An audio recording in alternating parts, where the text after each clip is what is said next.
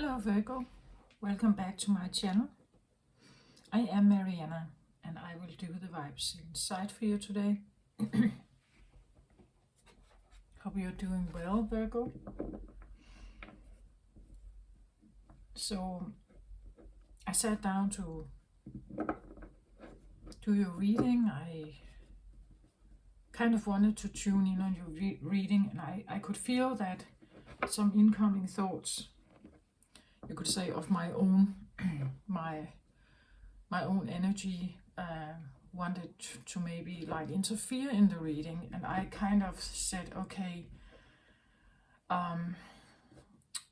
so what is needed for a Virgo to be able to not be interfered by something? So maybe there is an interfering energy that wants to kind of, like maybe invade your space or somehow follows you. And then I kind of pictured that the Virgo energy sat in a car and drove away and created distance, created distance to something, and whether that would help. And it does help. And I would ask, okay, so how far must Virgo go until you are no longer like feeling influenced by this energy? And I saw the Virgo energy on a plane, on a rocket, and flying into the cosmos space where there is weightlessness, meaning that it's less dense. So what does that mean? It means that I feel like for whomever I may be picking up on the energy, there's something that could potentially invade your space. To get away from it, you have to become less dense, meaning that clutter, like get the clutter out of your life. Everything that can make you more dense, that can make you more heavy, you could say heavy feelings, energy levels that are dense.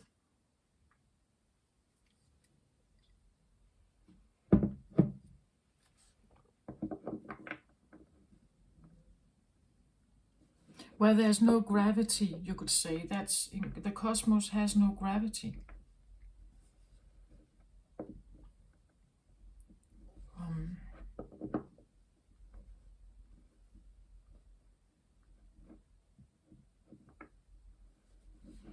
It's almost like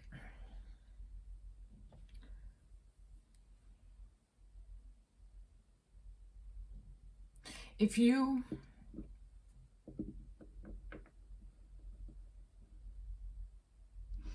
make yourself lighter, so energetically, spiritually, mentally, it cannot reach you. Do you get my point? If you somehow make your energy lighter,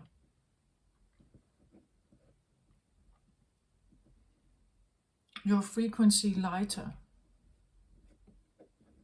so less dense, less worries, less like worries and like sadness and jealousy and despair and bitterness. All this stuff belongs to the lower vibrational energies, more dense third dimensional energies. If you can make yourself lighter, whatever this is that wants to like have a say, like interrupt, I feel like interrupt and have a say, like it feels like an invasive, pushy energy. If you can somehow, it's like taking the rucksack off, right? Like taking everything off your life that is dense, something that can keep you somehow heavier. So any kind of heavy emotions, heavy feelings, heavy duty, a heavy duty, a duty that feels very heavy. If you can release yourself from that, you can create the amount of distance that is needed for you not to have this feeling of invasion. And of course, this is rather specific, so if you do not have this in your life at the current moment, it's probably not for you, right? But a heavy duty, a duty that feels like a heavy burden, perhaps. A duty that may feel like a heavy burden. A duty is usually something that we are not necessarily choosing ourselves. It's my duty to do so, but not necessarily what I want. I owe this. Like a duty is usually because of a loyalty thing. We owe something, like a loyalty towards family. So my duty is towards my family, for instance, right? But duty is, as I said, not necessarily like self-chosen. It's not something you have necessarily decided on yourself. It could be that you feel, as I say, you owe this, you owe it.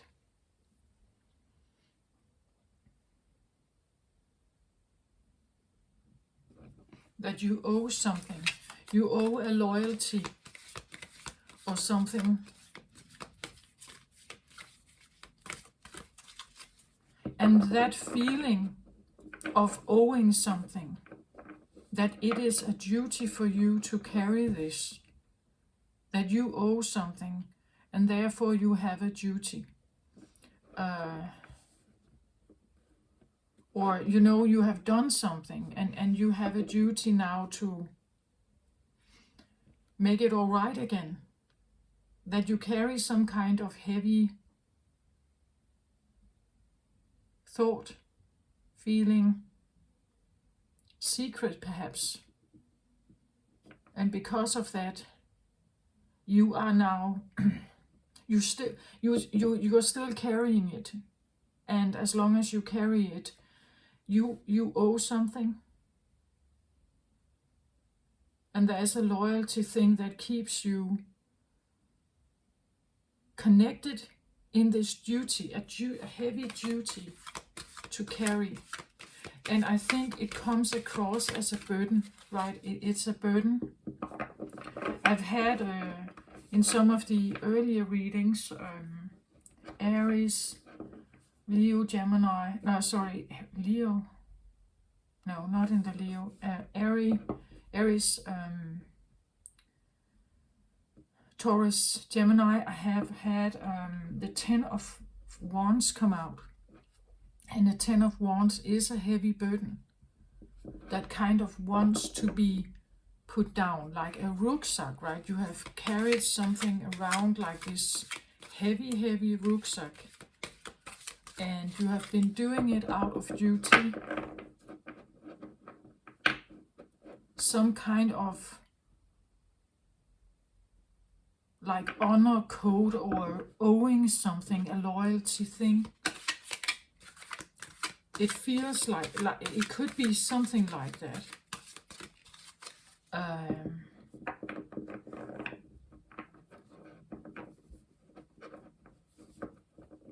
Again, it's my duty to protect my family by all means, for instance. Such a thing means that no matter what other people do, what choices they make, you owe it to somehow protect the entire family from, from crashing and falling, from financial constraints, from like gossip or something. That you are somehow, and because you are the one that has this duty, you can never fail, right? You carry an enormous responsibility for always being the one that picks up everyone else's pieces, perhaps, right? It puts you in a situation where you can never fail, right? You cannot be the one who creates damage to the family. It's your duty to avoid it. It's your duty to be like overly responsible, perhaps, right? You are the one, like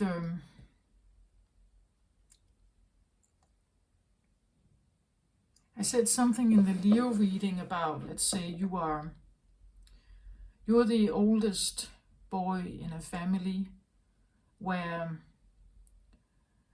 your parents come from maybe like poor circumstances, and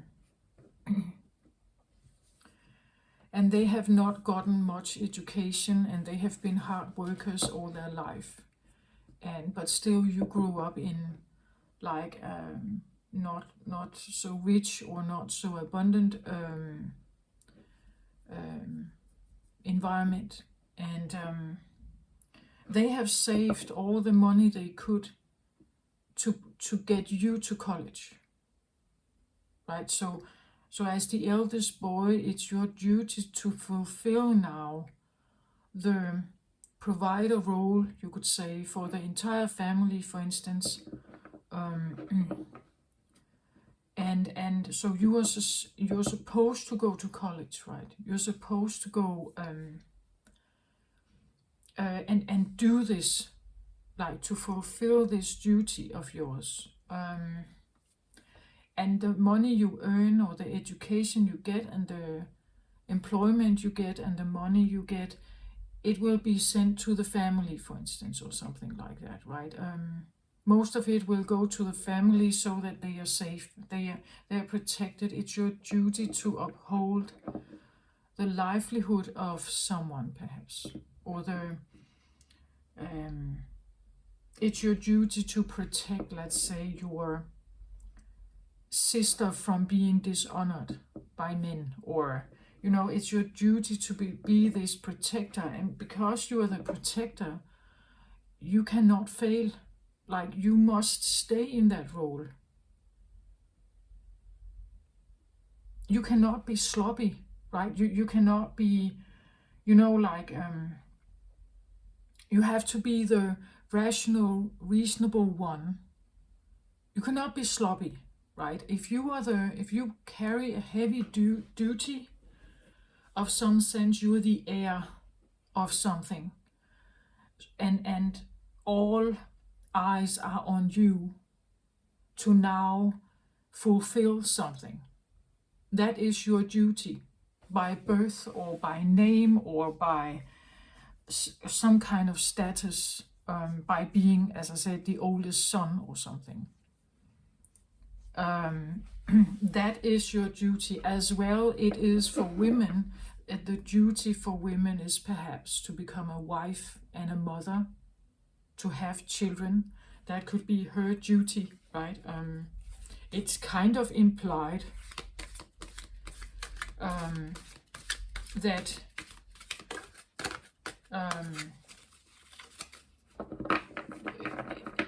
maybe it's not implied in your head, but in the circumstances you are in, there is an implied duty.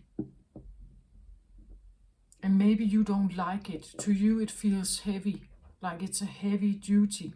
Maybe others could see it as heavy as well. I don't know.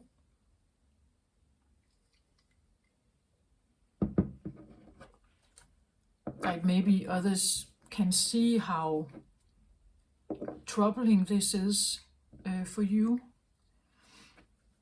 Or it's something that you think about, that you feel this is a heavy duty. And to get away from it, you have to, like, I really feel like almost like a distance, like you literally have to drive around the globe, or you have to put yourself in a state of being, maybe a meditative state or something, where it's almost like sliding into the cosmos, where you are weightless, where there is not the same gravity. It doesn't feel heavy, right? That the rucksack is not heavy there. Does that make sense? It's like the rucksack, even though it is a heavy duty, you still feel it perhaps. You still know you have it on your back, but because there's no gravity, you levitate. And you just flow in the air, right? You just flow around. You don't feel the gravity or the heaviness of this rucksack. To get my point, it's that feeling, whether it's an escape, like a momentary escape or something, or you're realizing this is the only way I can somehow, maybe potentially you can get rid of this duty. First of all, you have to know what it is. Maybe it's obvious. As I said, your parents expect you to go to college. You were now the best educated boy in the entire family. You're the one with the engineer position. You send your money back to the village where the rest of your family live. But it may feel like a heavy duty to be the only one to maybe feeding 14 people or something, right? I don't know what this is for you, but it could be the feeling of like potentially there is if not like really actually a heavy duty to carry, then potentially there is one. And I don't think you like it. And to escape it or to lighten that feeling, you either have to literally like fly away from them, or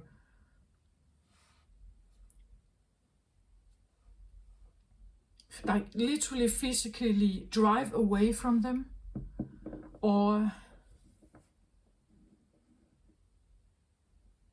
as I said, easen your load somehow. Easen the load.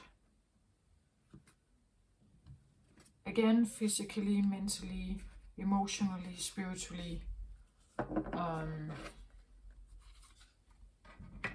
Otherwise, it's like it's there, right? Otherwise, it's like it's creeping in, or it's somehow finding a way of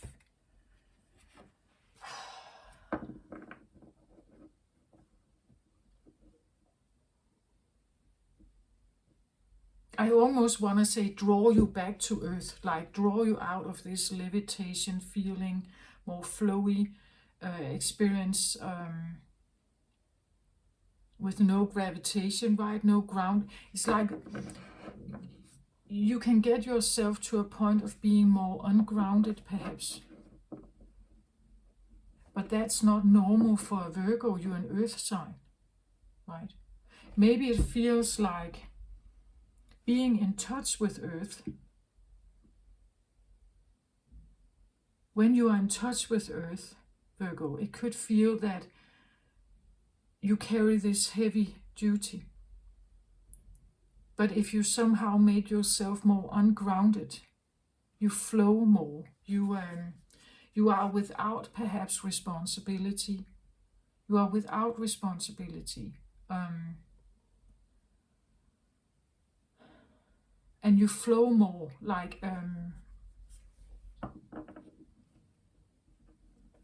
in a more dreamy space or something, where you're kind of taken out of the nitty-gritty earthy responsibility life.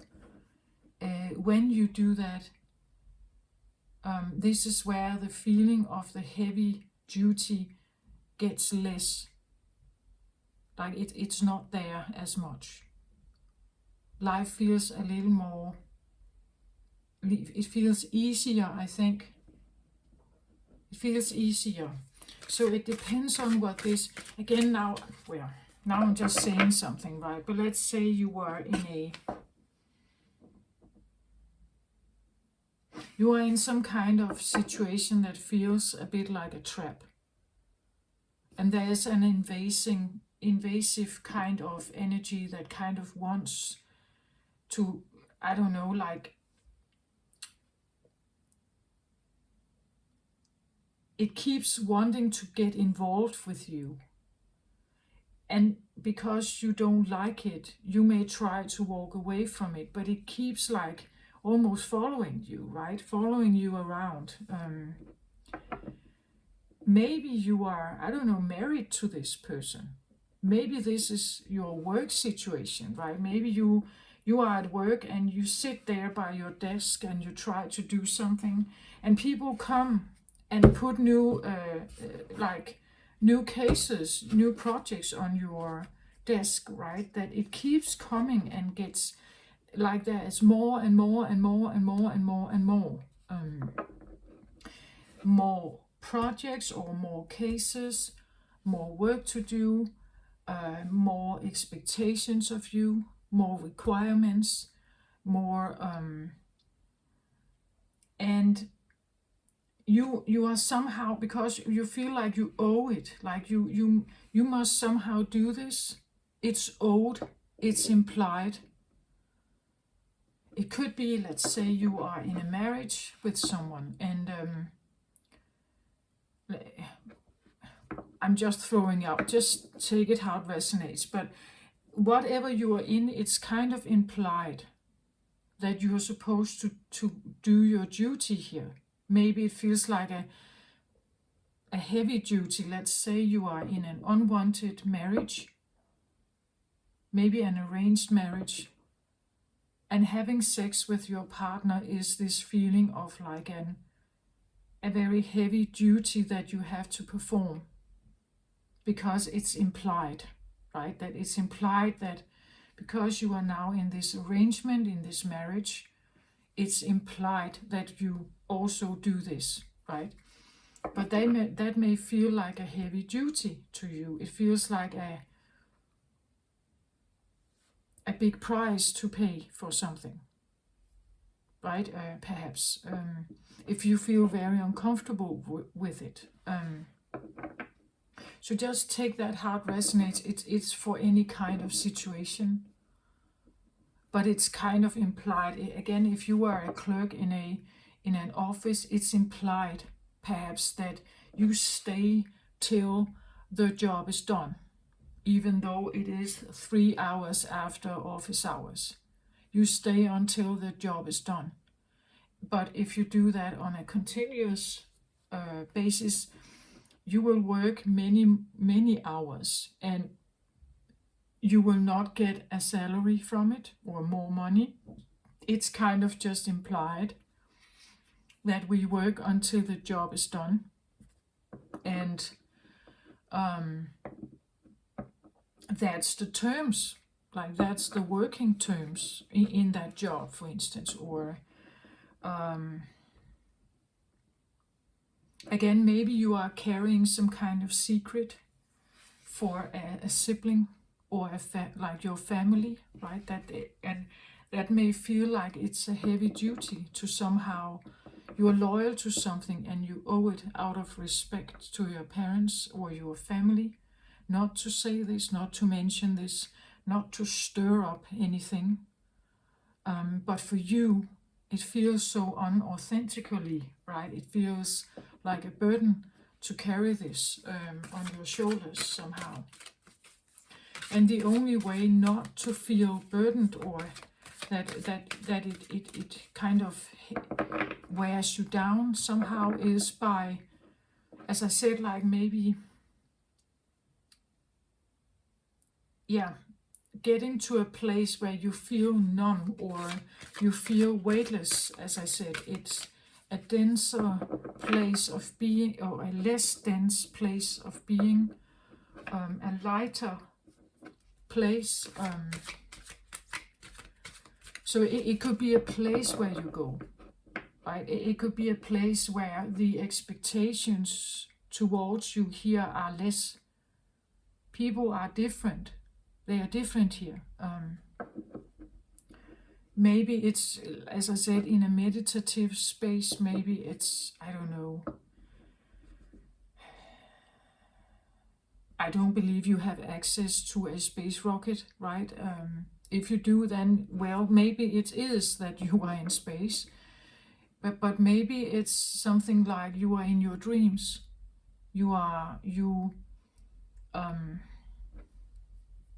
Like you close your eyes and you imagine yourself to be somewhere else, where the load is less somehow.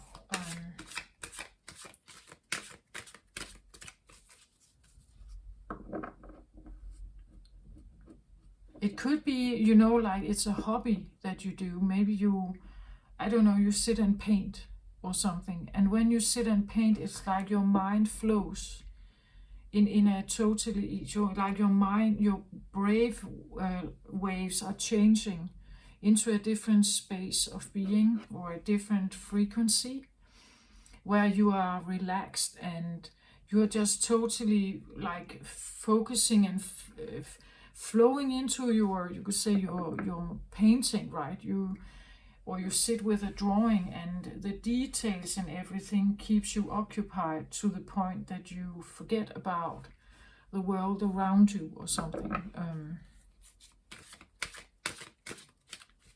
That you need to do something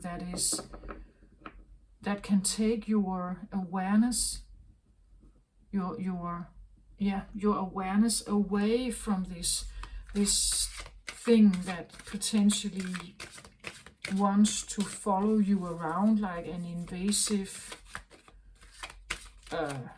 kind of, and again, owed and implied loyalty, duty. But I also get the feeling that it's a duty that you really don't want to have. And because of that, maybe you are doing this escape or you are figuring out how to get away as often as possible. Because it's heavy, it feels draining. Maybe that's what they do, right? Maybe they have a draining, heavy energy, and being with them is like being in the same room with them is maybe like this heavy duty, right? That you feel when you get out of that house or out of that place that you have gained 30 kilos, right? It's exhausting, heavy, maybe sad, or like frustrating. Like if let's say you are a provider for someone, and let's say they are in a care facility, and there is no prospect of them getting any better. Like they are just maybe in a vegetative state, or they have some kind of illness or something that prevents them, or a brain injury or something that prevents them from like taking any kind of proactive action in their life. They can't change their circumstances. And getting there feels like a stagnant, like energy where there's just, this, like sometimes in a hospital, you can have this as well, that there's like a heavy sickness feeling to the room. There is they're just sitting there and tuning in on the energy makes you feel all exhausted and tired, because most people that come to a hospital, they come there because they have to. There's something wrong, right? Not because you like being there, right? And the same with like closest family, if they go to the hospital, it's like you go there because someone you love is currently in the hospital receiving some kind of treatment, but you go there for a while and then you go away, you go out again, right? And going there just for the fun of it. People don't go to the hospital for the fun of it, or at least I don't think so, right? It's like it's not a place where it's not amusing, right? It's a place of, well, it's clinical. It's not an amusement park. It's not fun there, right? We talk about illness and sickness and treatments and needles and medicine and scans and all kinds of it's not fun. Like it's a necessary thing. As I said, maybe you're going through some kind of, I don't know, surgery, you know, a heavy thing perhaps that you don't want to have, or but that the duty is perhaps to do this. I don't, now I get organ donation, right? Just really just take it how it resonates. I think they're just giving me examples here, but just go with it, right? If you feel like if you know that you have a family member in the hospital and they need a new kidney, and you are actually a perfect donor for a kidney, so somehow it's implied that you are now donating one of your kidneys to this uncle, because he is family. But you don't like it, right? Maybe you don't like the idea of undergoing some kind of surgery for this uncle you maybe barely know, or maybe you do know them. But do you get my point? It's like having this, and there's this request, this occurring request that someone is kind of following you around almost, right? And as come on, like and you the only way you can kind of, like, you wanna escape this, right? You wanna get out of the hospital. You wanna get away from the entire situation. You wanna get somewhere where people don't know you, right? They don't know you have this uncle who is in the hospital needing a kidney, perhaps, or you wanna be somewhere where there is nobody knows you. Nobody knows about your secret, whatever it is. Nobody knows about this duty of yours, right? You just want to be maybe anonymous, somewhere light, where people are kind and just not like, yeah, following you around, like, like you wanna escape something, or I almost just want to be free from it. Like, can you choose someone else for this kidney donation? Can it be someone else doing these files or this stack of files tonight? Because I want to get home early. Just this night, I want to get home early, right? Can we just have one evening where we are not necessarily, where we could go out and have dinner and not necessarily just have sex? Just take it how it resonates. I don't know what it is. I'm just giving you some kind of examples. It could be something much lighter than this, like just a nuisance, but it could also be something that is really deeply disturbing and frustrating, because it comes across as a duty, not something that you like at all. You don't like this at all. And it feels like it's owed. it's implied, it's loyalty.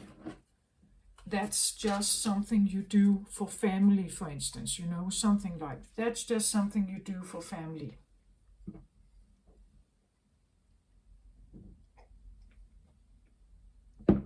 But you don't like it. 8 of water. 8 of cups is like, the 8 of water here is like wanting to walk away from something.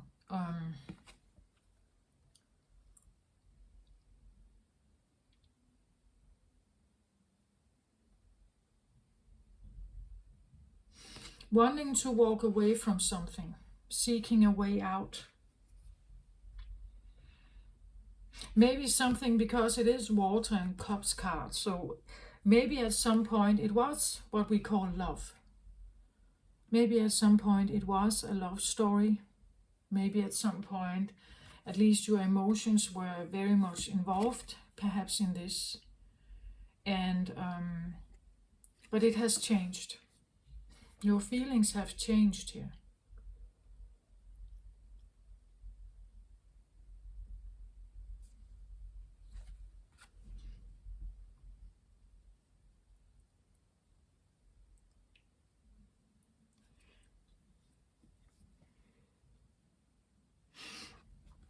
We could see this card as someone is standing here waiting for the ship to come and they can board the ship and sail away. But the point, what I get is actually a bit opposite. I get it like it's almost like she came too late. So now she's standing here and the ship has already sailed and she sits here feeling trapped on the island. She wants to get away. That is still a wish. And she looks to the horizons, maybe for a new ship, right? But I feel it a little bit like she's still on the island and can't really get to the ship. And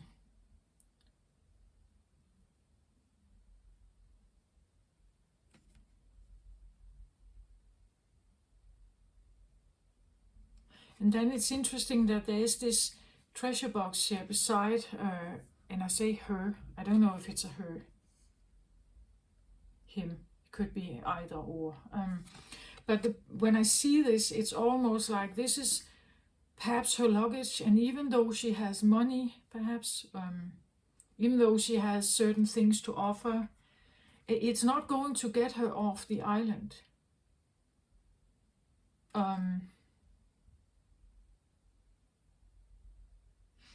That gives me another feeling. It's something like that he or she in herself, like whatever they can or are, even with their belongings, is not sufficient to get out of this situation. So like, you don't have what it takes to get out. And you also owe it, and it's your duty to stay, right? And you don't have what it takes to get out anyway.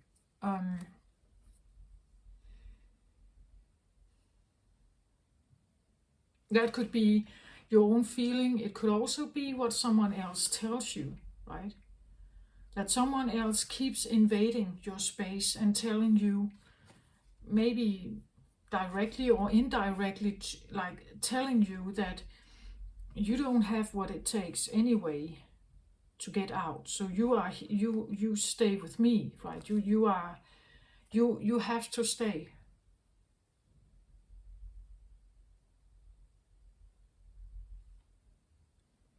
And it's your duty to stay, right? It's implied that you stay. It's implied that you do what is. It's like a role, like you are performing. I hear you're performing a role. You have a role. Again, a role as a clerk in a company, or I don't know, any kind of role. When you are married, maybe you have the role of the wife or the husband, right? But it's it's like a situation where it feels like you don't. But that could also be what it is, that this invasive feeling that comes in is or this invasive kind of thing that keeps following you around somehow. It's there if you it could be that feeling, like this thing that follows you. It could be this feeling that I don't have what it takes to get out. Me on my own. So me as a person, me as a gender, perhaps, me as a with my qualities, me and my belongings. I don't have what it takes to survive out there on my own or be alone, or and that can be this like an inner critic that keeps following you around, like and it's difficult to escape it. Only if you you put yourself in a maybe a more meditative space, or you let yourself be, as I said, kind of absorbed into maybe a creative process, or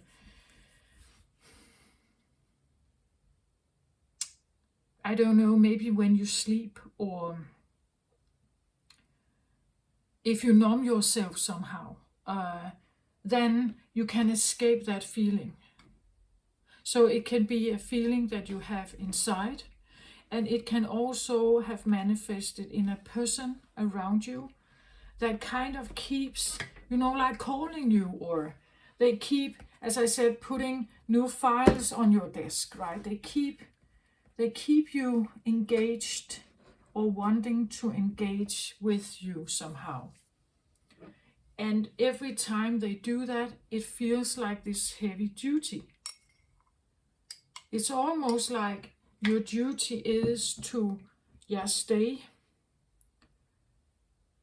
but also to think about yourself as someone who can't do on their own. Like you have a duty to be small or something.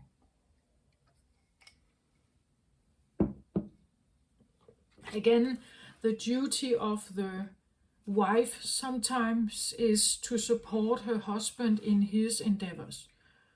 That's maybe a bit old-fashioned, but I think it's very relevant still. So this could be the person that needs to support someone else. It's your duty to stand by your man, or, it's your, or woman, but it's your duty to be the loyal partner of something. But I see it like that feels like a heavy duty. It's like the heaviness comes from the part of not feeling that you can release yourself from it. Either not trusting in your own qualities, not having the confidence, or that someone else tells you not to have confidence because you're supposed to be loyal to them.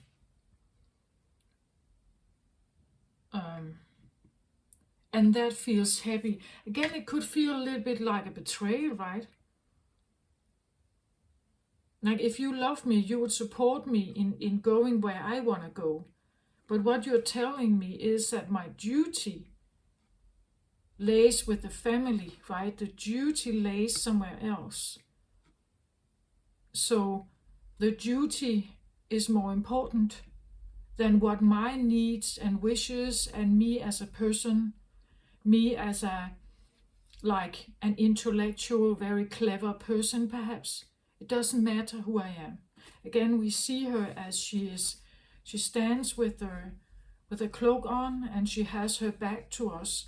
So we don't, I say she, but it can be a he, right? We don't know anything about this one. It's like no matter who I am, what I bring with me, my duty is still here. No matter my qualities, no matter if I'm like super gifted like historian or something. I have to be a woman that stays at home with her kids. Just to say something. It could be a man, or it doesn't, I don't know. Like, I don't want to really, but there are these discrimination things going on here, I think.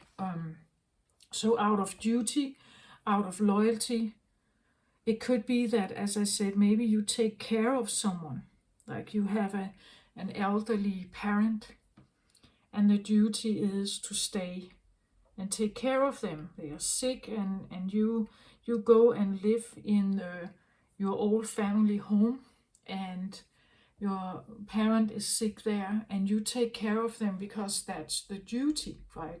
The duty is that the son or daughter comes and takes care of this sick parent.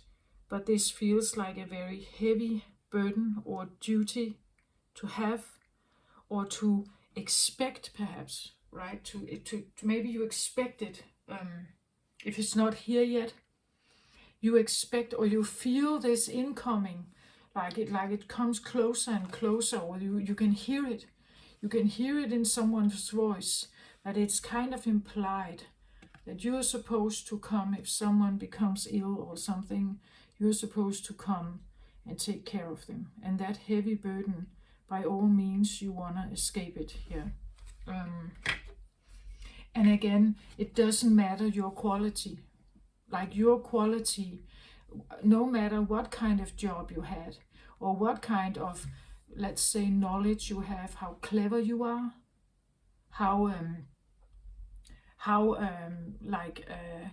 it doesn't matter. Like your personal desires and wants and needs have no say here.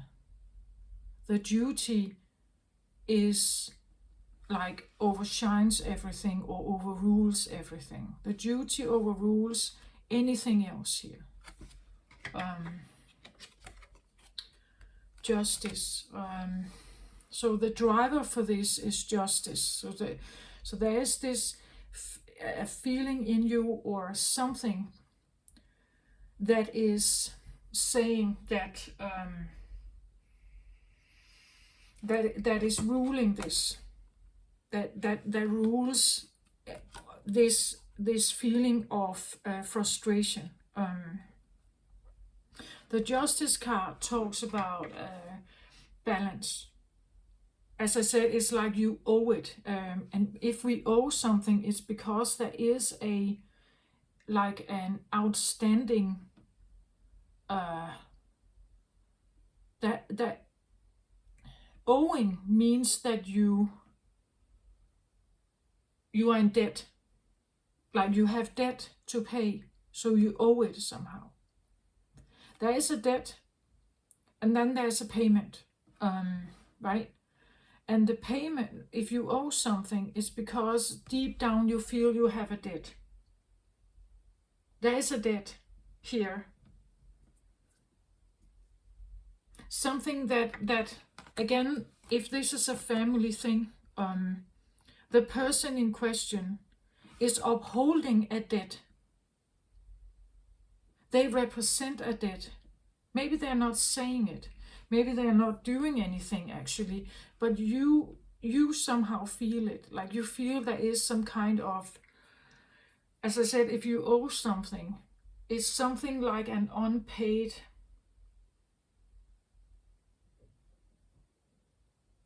there needs to be a paying back of some. So they represent something that may have, I don't know, maybe they have helped you once, right? Maybe someone helped you once, and because of that help, you felt a loyalty and a duty to somehow pay it back at some point. And now it's like, now the debt collector is here, right? The debt collector is here saying, oh, it's time for you to pay this back, but you don't want to. So I don't know. We could ask this one a little more about this, because this is like an inner feeling. This is something that drives you, like to balance out the scales. This must be done. Like to balance out the scales, the debt must be paid. This could be an inner feeling you have, like, or a value, like this is a value system or something that you have.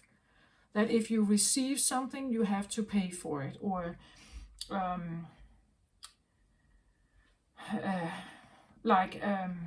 any relationship is a transactional. There is a give and a take, or a buy, a trade, or something that needs to occur. Otherwise, there is an imbalance. Otherwise, it doesn't feel harmonious. This one wants to create a harmony, a balance. But it cannot be balanced if the scales are not balanced. So if there is a debt on one of them, there is an owing or a payment to be paid. And that could be the loyalty duty thing that you are feeling here. You're feeling you're supposed to be loyal to it. If you are loyal to it, you will uphold the justice. Right? Then the justice is, this voice goes away. Then it feels fair, right? The justice wants a fairness, wants something to be fair, or a fair sentence of something. A fair sentence or a fair judgment of something requires that if there has been a bad deed done, there must be an equally punishment or payment, right? That is implied with the justice card. But the justice card also very much operates in duality here. Duality, and this is all over the place here on Earth in the third dimension. The duality aspect, the good and bad aspect, the fairness between two polarities, right, or two situations. You have a victim and you have an offender, right? And then you have to, the judge is supposed to be the one that figures out how to equal this out somehow, so that the victim feels somewhat satisfied and the offender gets a reasonable punishment for whatever has occurred.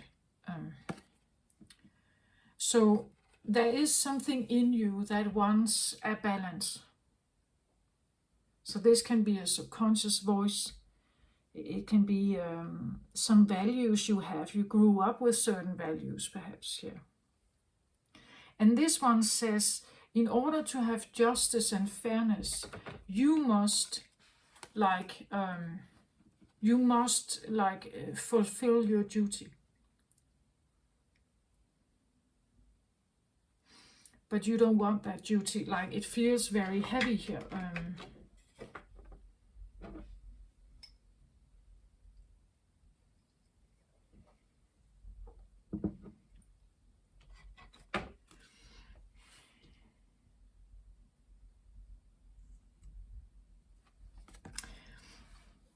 She has a sword, and then she has on the other sides the scales, yeah, if you can see them.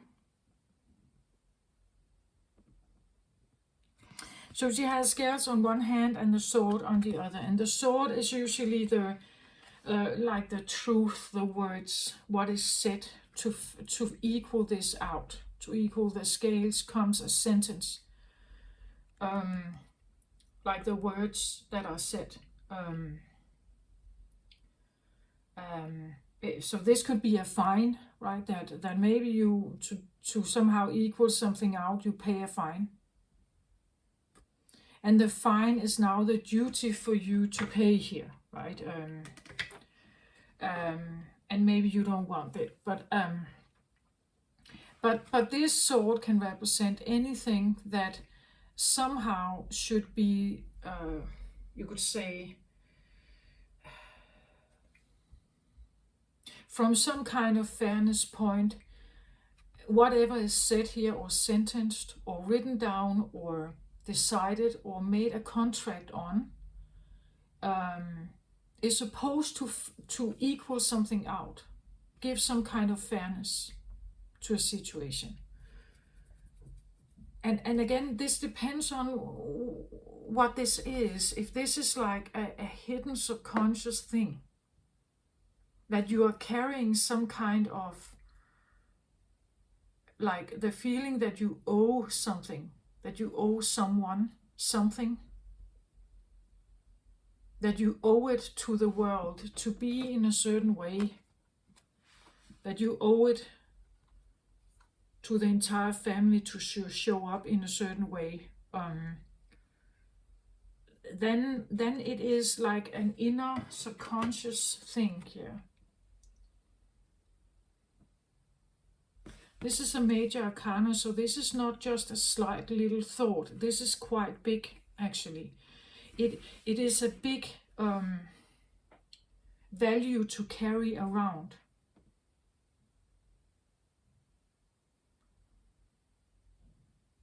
Like an inner judge of a situation.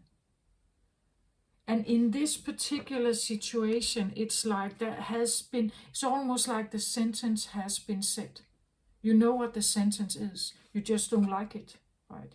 The duty or the heavy sentence that has been put on you, that you may feel that you have, it has already been set. So like, literally, in the world, someone said that to you, or it is the inner feeling that you have no choice. The sentence has been made. Maybe you even sentenced yourself. The sentencing can come from, let's say, if you harmed someone at some point. Let's say that you harmed someone at some point. Maybe a long, long time ago, maybe you don't even remember it. But something there was an imprint. If you harmed, let's say you had a brother or sister, and you were playing nearby the stairs, and they fell down the stairs, and they got an injury. Because they fell down the stairs and got this injury, they couldn't develop as a normal child. Maybe they got into a home, or they were impaired somehow. And because of that, you may feel a guilt, like you owe it to them and to the entire family now to always be loyal and protective of your sibling who is now handicapped. You know, something like that. That would make sense if you had an inner feeling of that you felt a guilt for some kind, that you are guilty, or you have a debt to pay for something you may have done, or something you may have said, or something you are. And she stands here and looks at you right in the eye, like she's not. This is much more present than this. Like this is very clear, whether you know what this is or not. It's quite clear in its way, in its approach. There is no a way around this. Like she's not softening this one. She's not softening or sugarcoating anything. She stands very like firm and solid in her, that it's like there's no negotiation with this one. So this can be a very stubborn inner like feeling of, as I say, guilt, shame, perhaps, something like that. It could be something that has been put upon you, like, you know, a parent that has been like really shaming you or guilt tripping you a lot here. So you have this inner critic and inner judge that is very active. And we know that with Virgos, like Virgo, you want to be like perfect, like that's actually what you want to be. You always thrive for the highest octave of something, the highest octave. But that could also be it, like always being, as I said, the highest octaves. The highest octave can never fail. Like the highest octave of everything must be perfect. And when you need to be perfect, there is no room for mistake. There is no room for failure. There is no room for, and if by all means you should fail, the inner critic here would come up and like slam you in your head here. How imperfect you are, how bad you are, how insignificant you are, and everything, right? It will. The inner judge will come here. The perfectionism of a Virgo can be like really detrimental, I want to say, for a Virgo here. And again, it's like, as I said, it's like the duty you have to be maybe perfect, if that's what we're talking about here. That and maybe that's why I felt like you needed to escape into the cosmos, right? Because life on Earth for a Virgo, if they have to be perfect, it can feel like a really heavy duty to carry, always to be this perfect human being who never fails, who never trips, who never falls over, who never crushes anything, who never says anything bad, who always present perfect, who's always kind and understanding and looks great, and has all her stuff is together, or his. Everything is perfect, picture perfect. Nobody can put a finger on you. You present this like perfect picture of something. But to uphold that is, as I said, maybe that's the heavy duty, right? Because nobody really cares who you are underneath it all. Nobody really cares about who you are. Like they just see the picture, right? They just see. And I think you would like to get away. That's what I said, that sometimes it would be nice just to get somewhere where nobody knows me. Like, or I could start all over. I could just escape this. I want to be where it's lighter, where there's maybe room for failure, maybe room for being, I don't know, disloyal just for 1 minute, right? Or I'm not engaging in something that feels like a duty to me, right? My duty is to be picture perfect. This is the inner judge that comes up harshly criticizing and pointing out what's good and what's bad, right? And then there's a judgment. Then there's some, and this could be like a harsh judge, harsh inner judge here. And it's like, as I said, it's like it follows you around, and is always present somehow in your awareness, unless you take yourself into other states of being, perhaps. You get yourself somewhere where it's more weightless. You have less obligations.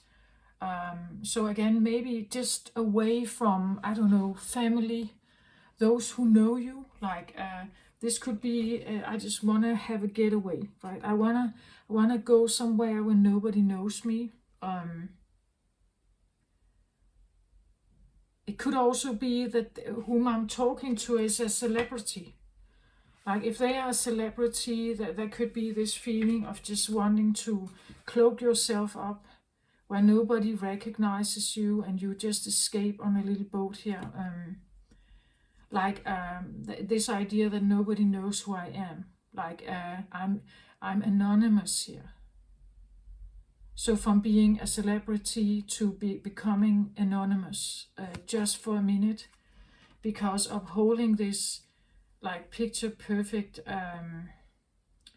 like glittery selfie, I don't know, life is actually demanding, right? It's very demanding. So there comes a price. There's a price with the picture perfect image. There's a price that the duty that I have to, again, I talked a little bit about the royal family yesterday in the Leo reading, because the Leo is about the kings and majestic powers. So if you were born into the royal family, again, it's implied. It's implied, and it's your duty to be part of royal activities, whether you want it or not. We have in Denmark a small kingdom, and we have a queen and also a crown prince. And the crown prince, when he was young, it was not really something he could decide on that freely. It's implied that there's certain knowledge he needs to have. Certain knowledge about the state, certain knowledge about like the country budget and stuff. He has to know something, has to know about history. He has to know about how to govern a country alongside a government, which we have in Denmark here, and at the same time keeping himself, you could say, in line. He was and has always been a bit of I wouldn't say a rebellion, but he was really touching upon the thin line of balancing, because he has done stuff that you would not necessarily expect of a crown prince. And I think that he had to have that in order to balance himself. For instance, he alongside all these studies he's had, long schooling he's had,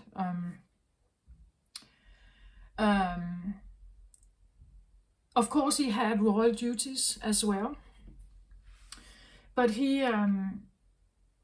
joined the serious dog patrol in Greenland, and with a lifeguard, of course, but I don't know how much the lifeguard could actually do in Greenland if a snowstorm really came, that a really big one, right? But anyway, there was a camera crew with them, and probably helicopters standing by and whatever. He is the Royal Air, right? But he did that. He needed to have this edge to life, somehow to I don't know, maybe have a relief or something. He was also a marathon runner, again with lifeguards running with him, and royal photographers and everything. But that's what he did, right? He did some of this stuff, right? He has joined the what's that called? Like a diving. What are they called? It's a special military training for divers. It's actually a quite tough one. It's not just it's a military education for diving, like deep diving. He did that also, again alongside a lifeguard, but he did that, and I think it was this balancing act of needing to do something that makes him human, that he is not just this person who is in a castle or in these royal schools, and He's always on the right line, right? That he's always on the correct line towards something. That he also needed to do something else. As a person, he needed to do that, but also for the people to know him, like to know him that this is also me, right? That I have this in me as well. That I'm not just born into this position. I actually do have some strength. I actually do have something to prove. I actually do have willpower. I actually and I want to show you that, right? That there was this other side to him. Now he's in his 50s. It's different. He's parent now, and there are more royal activities, more royal duties, royal duties to take care of. But these royal duties are not necessarily something he has chosen. It's kind of implied. When he eventually becomes the king, when our queen steps down or dies, when he becomes king, it will be his duties. It's implied. He has to, right?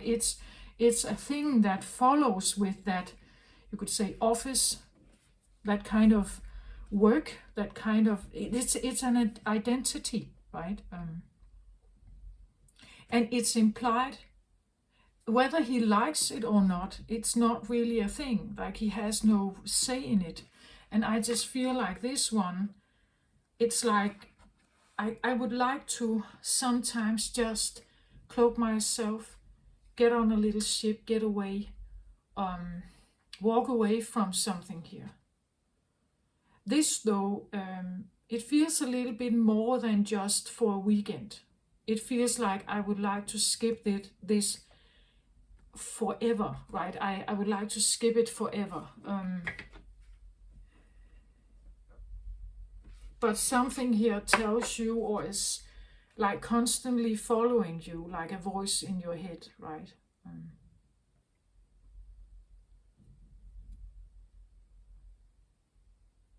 There can be anything here.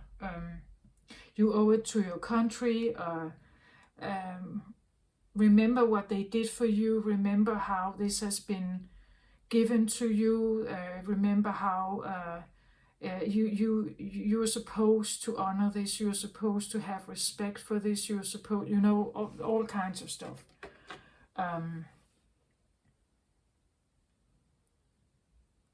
And there is this feeling that if I just go to the cosmos, right? If I could just get lighter somehow. When I levitate, when I don't have my feet on the ground, when I'm not grounded. So when I'm doing something that is not grounding me, like earthly stuff, work. If I'm doing something that is maybe more yin-like, maybe more dreamy, more ungrounded, meaning that I don't have to be perfect. When when a Virgo is grounded, they are very like very organized and very practical and very orderly and very analytical and neat and tidy and everything. It's all there, and it's in a line and everything. So when you do something that is not in line, where it's not grounded, where it's floating and fluffy and just, it's in the air, that it's not touching the earth. It has no earth connection. If you do something where you are not orderly, I would say not analyzing, not practical, like not perfect. When you take yourself to something, into something, do like feeling something, doing something where there is no, you can't sort it out. You can't fix it necessarily. You can't. Like if you stand here and you just watch the water, it's not like you can fix it. You cannot put it into boxes. You cannot analyze it necessarily. You can't even time it. Like how often does the waves come in, or how many minutes between every wave? Like it's something you cannot fix. You can't like manage it. It's like doing something that cannot be managed somehow. When you put yourself somewhere where you can't manage it, like when you sleep. When you sleep, you sleep. You can't manage what's going on when you sleep necessarily. You're loosening the grip. As maybe when you go into meditation or something, like you are invested in something, you are part of something that is where it's out of your hand, like you are not supposed to do anything. You just follow the flow of someone else's guiding. Maybe someone else guides you. Maybe healing, maybe I don't know, or as I said, maybe you sit and you read a very interesting book, and you just let yourself flow into the story. You just flow with it. You're not trying to organize it. You're not trying to sort it out. You don't think, you are not sitting and analyzing who the murder is in the story or something. You just kind of flow with it. Maybe listening to music, like where it transports you into some kind of other realm where you can't manage it. You just have to kind of flow with whatever it is, what's going on.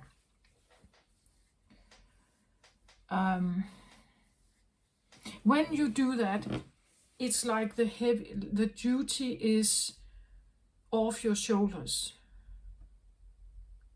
because you're not supposed to be perfect or do anything here. It's a realm or a setting or a place or something where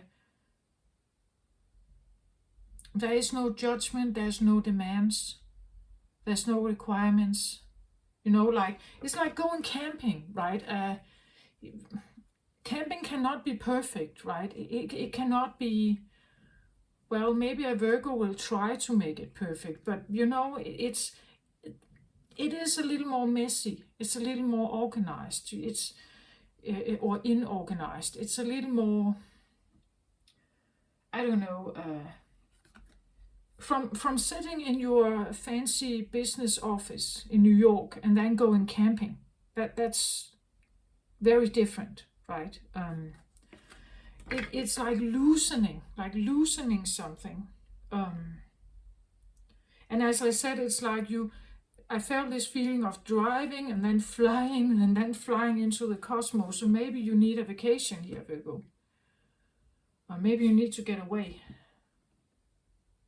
Or you need to join something. Maybe, I don't know, a meditation group, or maybe a painting course, or maybe go surfing, right? Maybe go surfing when you are gliding on the wave here on a surfboard. Maybe you are, like for a minute you forget about everything else. Like the surfing here could be, or whatever this is for you, it could take you where it's out of your control. I think, again, you can manage it. It's out of your control. It's out of your control. And because it's out of your control, you cannot be judged, right? You cannot be judged. If it's out of your control, you cannot be judged.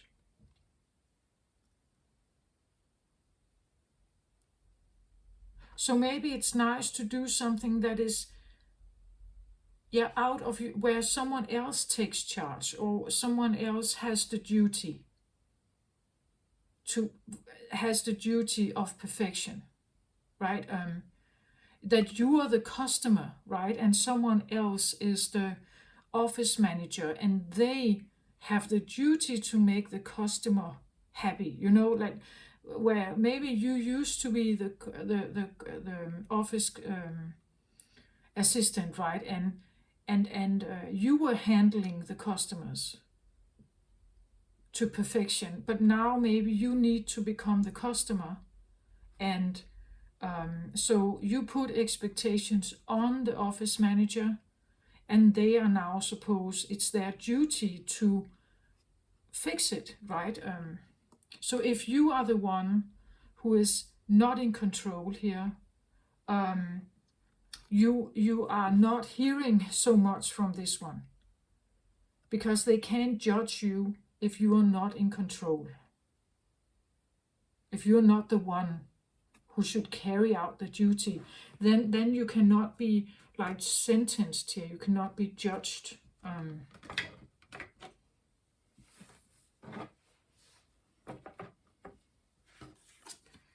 So I have door to personal healing and happiness. Yeah, this is where I feel you want to go. You want to go somewhere here where there is this just a happiness, healing. Again, there is just this beautiful place where you don't want to, this is like a safe haven, right? I just open this door, I go in here, and then I close it. And in here, there are no expectations to me. I can just lay in the grass and look at the birds, and I don't have to do anything. I'm free of the earthly, you could say, requirements of me. I don't have to be picture perfect. I can lay in my pajamas here. I can, I don't need, again, there's this feeling of cloaking. Like if I could just be like invisible or anonymous. Like when I close the door here, I'm anonymous. Nobody knows what I'm doing. Nobody is calling me. Like nobody, there could be a feeling of I want to get away alone perhaps here. Because if I get away alone, or I am alone, this can suggest that you're leaving something that where you may have been more than one, that you have been in a marriage or maybe a friend group or something, that you're leaving it and be like on your own. You are walking away from something, and therefore you are alone. But being alone in this place may feel like real, like a burden is lifted off your shoulders, because in here there's nothing to be controlled. There's nothing to worry about. It's not something that you could say this could be, you know, you go to you are booking a holiday and you're checking in like in this hotel. And this is the view you have from your hotel room. And you just look over it and you can't, it just is, right? It's not, you're not supposed to do anything about it. You can just enjoy it. You can go out there. You can look at it. You can bathe in the water. You can swim and look at the lotus flowers. You can look at the birds. You can, you know, like it has this idyllic, quiet place. Again, I don't see this as a mainstream, you know, big tourist hotel. This could be this little, like a little inn, quietly in the countryside, with just, you know, they don't have 40 rooms here. No, they have maybe 3, you know. So you are here with just one other, or maybe you are alone. Like there's only you and then the landlord, or the owner.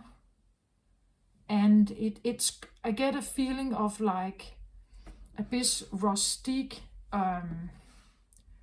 cozy. Again, it's not perfect. It's not this stylish there's a coziness to this. It's not stylish. It's not, I don't know,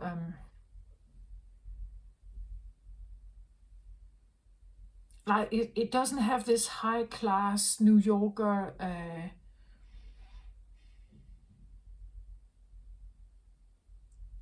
I don't know, touch to it. It's more cozy, like, um, I get like a bit like an Italian vibe of this, right? You know, like a getaway.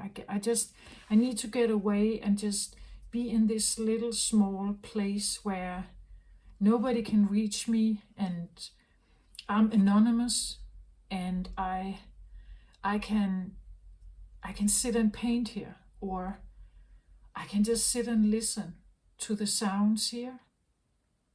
I can just I can meditate. Maybe it's a meditation retreat or something. But it's a cozy little place with not much tourist at all. Maybe it's not even a tourist place. Maybe you just rented an Airbnb or some kind of like rental apartment or something. But it is in a very idyllic place of maybe quiet and calm, and I don't know, colors. Maybe it's perfect for painting or something here. It's relaxed. It's not. And again, there's this. I feel like a bit rustique. The wooden carvings, and again, it could be, you know, like an old wooden floor. Something rustique and imperfect somehow.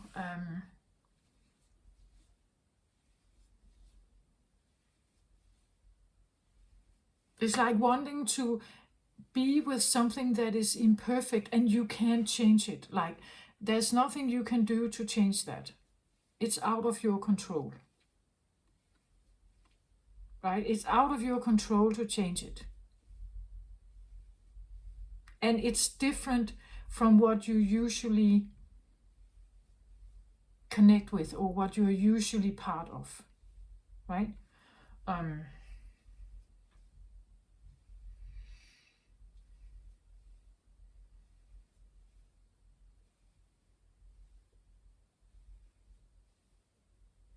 Yeah, I get this quiet yoga retreat kind of thing. A rustique place, imperfect, no straight lines. I get bird chattering in the morning. You open these windows here, you just sit and look at this. You get, you know, like a little plate with your breakfast,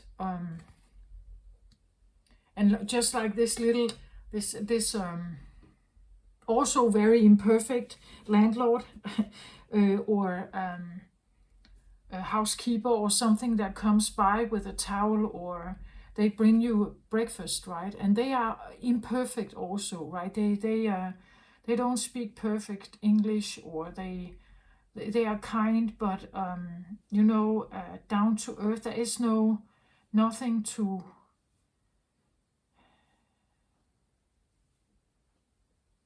It's like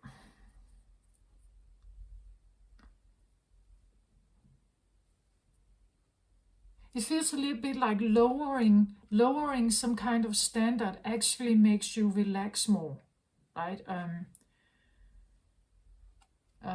Maybe you need to like become a little bit acquainted to this, but or you are actually longing for it, right? That you really want to have this getaway where you are just anonymous, and you really like getting to. It can also be that you are used to a lot of Maybe you're used to a lot of riches. As I said, if you have been born into royalty, for instance, having a getaway like this can actually make you like, because you can compare it. You can compare it to what you're usually in. And sometimes when we do that, we realize, oh, but the things I do have are actually quite good. But sometimes I need to compare it with something else. I need to have that experience to compare it with something else. So maybe at some point here we may have lost our gratitude, our humbleness and our gratitude for what we were born into or something. And when we have this experience, we realize, oh yeah, I do actually have a lot of advances here, right? But I want to say, well, it could be, but this feeling is a feeling of wanting to get away, and it's not just for a holiday. Like this is more permanent away from something. Permanent away from something that keeps following you, as I said, like a stalker, or I don't hope so, but like a fan group or something. They keep requesting something from you. And maybe you would just have this quiet life. Like you would prefer to have this quiet and more anonymous life where you can sit here all by yourself and just enjoy this morning, the day of like imperfect relaxation somehow. Star seed elemental. Interesting.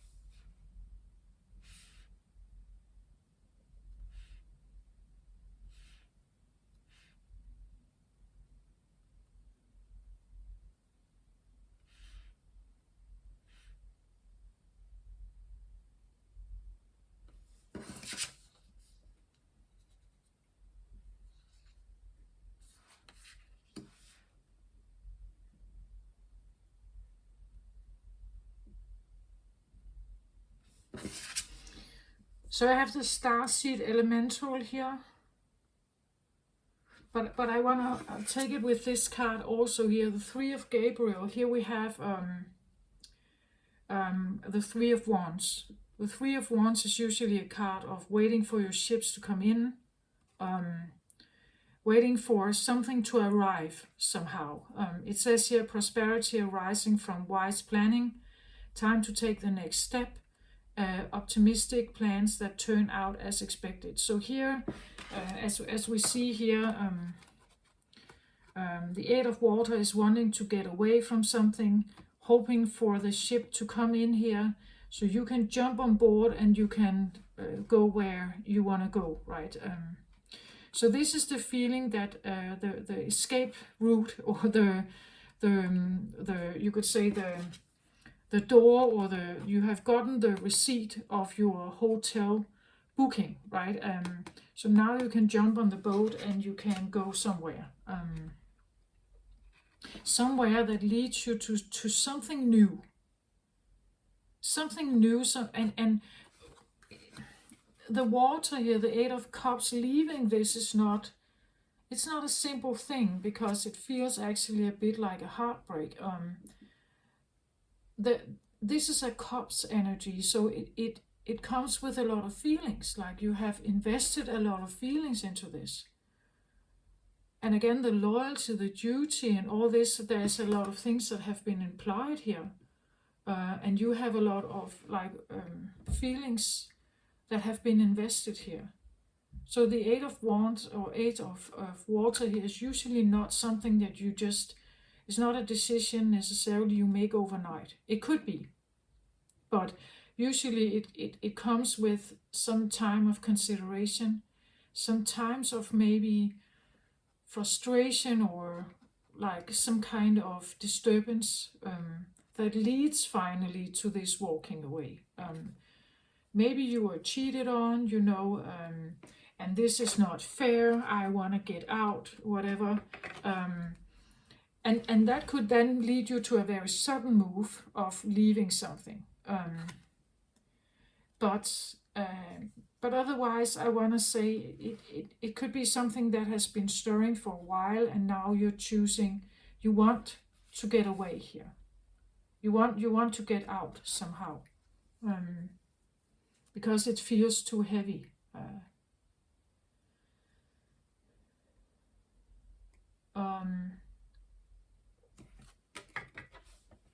So the Three of Gabriel,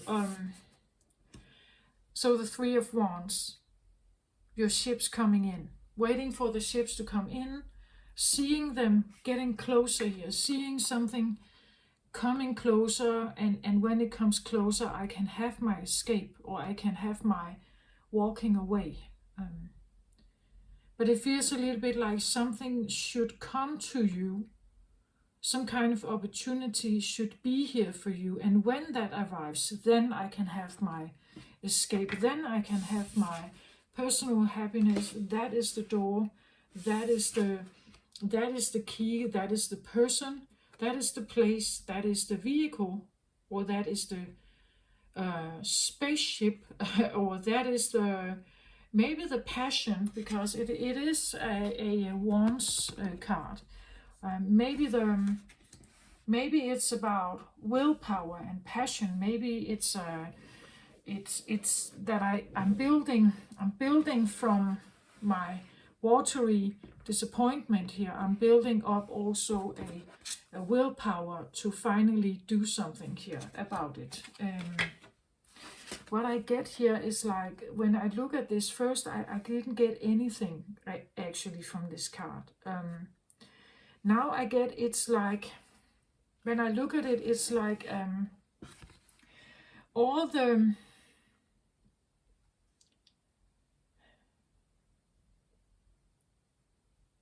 first of all, it's like your soul is being pushed. As I said, the judgment, the feeling that you need to get away from something, the duty, that the heavy duty that you have been carrying, I see it as this is the heavy duty that you have been carrying somehow. And as long as this is active, it keeps something like pushed down. Like it keeps something in you that wants to be much more vibrant and much more alive. It's kind of pushed down. And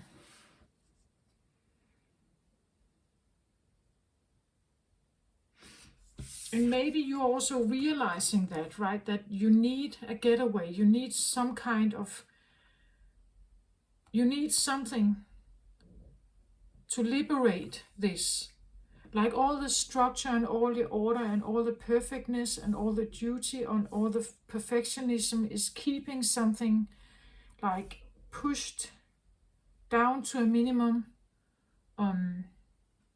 It can't really breathe, I want to say. It can't really breathe.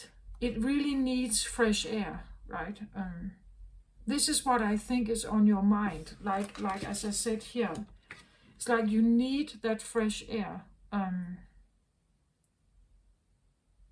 Again, I said something like, maybe you do feel like you are anonymous. Like maybe you do feel like whatever you have can't stand on its own, because it's like it's been repressed so much that all people see is up here, all the duties and all the stuff you are. This is what they're used to about you, right? They are used to you being able to navigate through many kinds of colors and stuff here. But they don't really know the real you. Maybe you don't even know the real you, right? That that maybe you even feel invisible to yourself. That there's something here that is calling to be let out and calling to have time, or to but it has been kept down by, first of all, the duty that you have been carrying out, or this feeling of guilt, or owing something here, and it has kept it down here. It has kept it down here, and it wants to come out, right? It wants to breathe and come forward, but it cannot come forward as long as you are in a perfectionistic work environment and very grounded in that. Then it's like it keeps, like the duty here keeps coming in, or the judge here, it keeps coming in and presses it down here. So this feels like a repressed thing, something that is, again, maybe it's imperfect. I get like an artist here, like with all the colors and the way this one is shaped somehow. I get an artist here. Quite vibrant one, but it cannot be seen. Like it lives of so little oxygen here, and I really feel like this is someone who wants to get away and just do their thing. Like they want to get out to do their thing here, to have this place where they can feel inspired, and where there's nothing that is kind of like, again, as I said, it's weightless, right? When it's weightless, this one can cope up, right? Then all this other stuff that is upon you, the rucksack is off, and this one can come forward.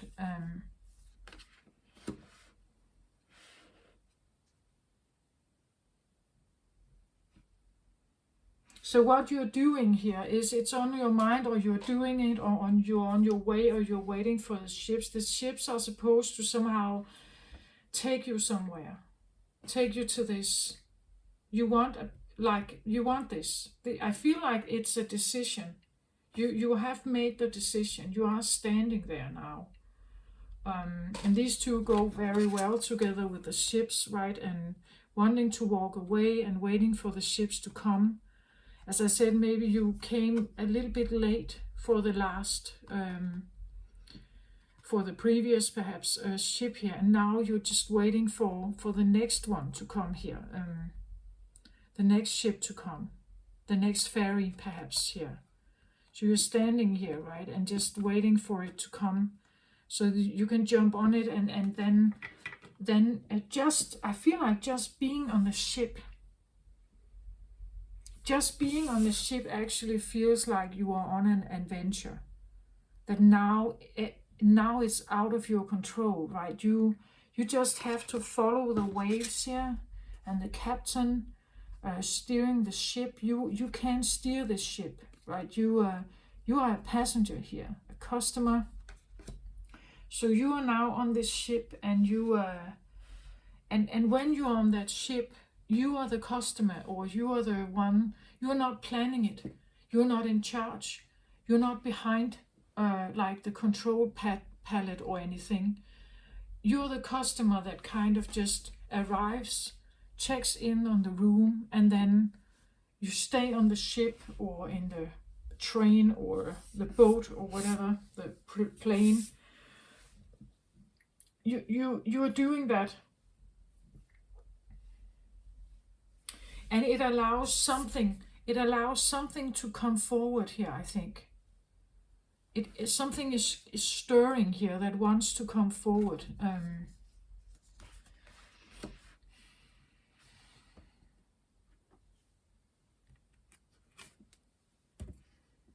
So I get appreciation here.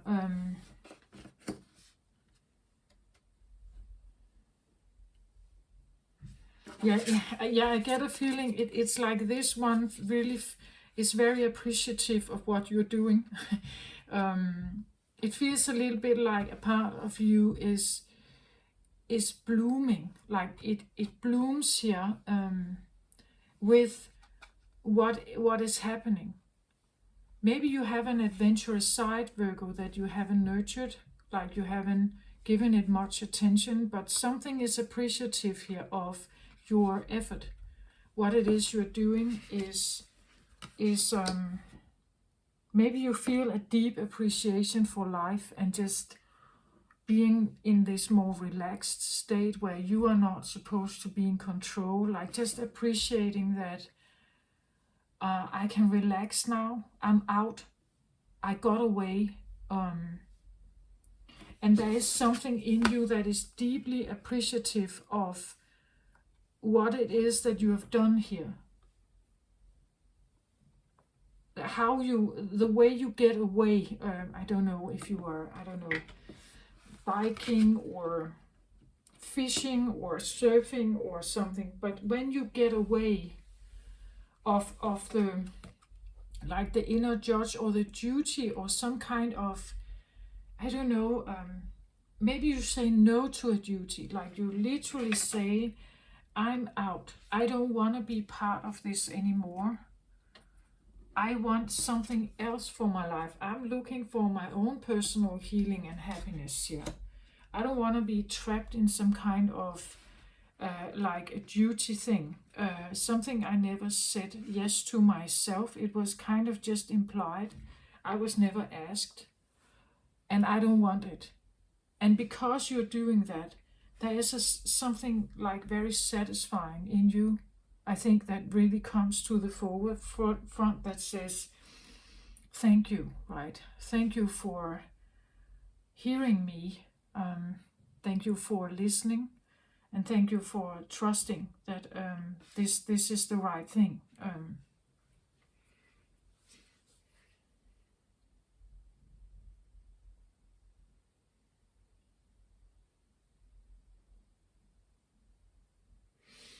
I see the Eight of Water here. Yeah. So I get the Chariot for the Eight of Water, and again, it is a water. Chariot is a card of Cancer or Pisces here, and it is a water card here. The Chariot is determination and self-control. It says career advancement, acknowledgement of success by others. So there is something about putting yourself in the driver's seat, taking over. I'm leaving a situation, I'm putting myself in the driver's seat now. I follow my intuition. It is a water card, Pisces and Cancer here. I follow my intuition, even though I don't know where I'm going. I'm not quite sure where I will end up. I just know I have to leave wherever I am. I have to leave that. Or I even have to leave this so-called duty or something. This so-called duty that I seemingly am supposed to fulfill. I don't want it. I don't want it. So I put myself in the driver's seat here. I decide whether I want this duty or not, and how. If I'm playing with this, how am I supposed to do this? But I think they're not. They're leaving here. And there is this feeling of like a deep appreciation, inner feeling of satisfaction and gratitude that I'm choosing myself now. And there's choosing yourself usually is a choice of not choosing others. Right? When you choose yourself, you don't have the same focus on others or the duty that has felt very heavy. And I feel like the appreciation here is literally about that. It's about that you put it down, like you're not wanting it. You're walking away from it. Let me get a card on the Justice here for you, Virgo.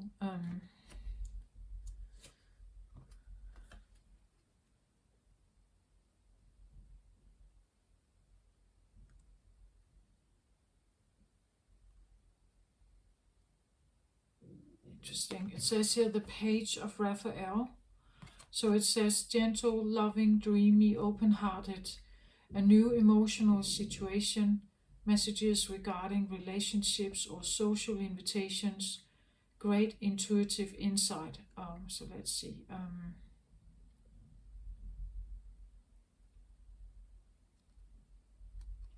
So the page is usually young here.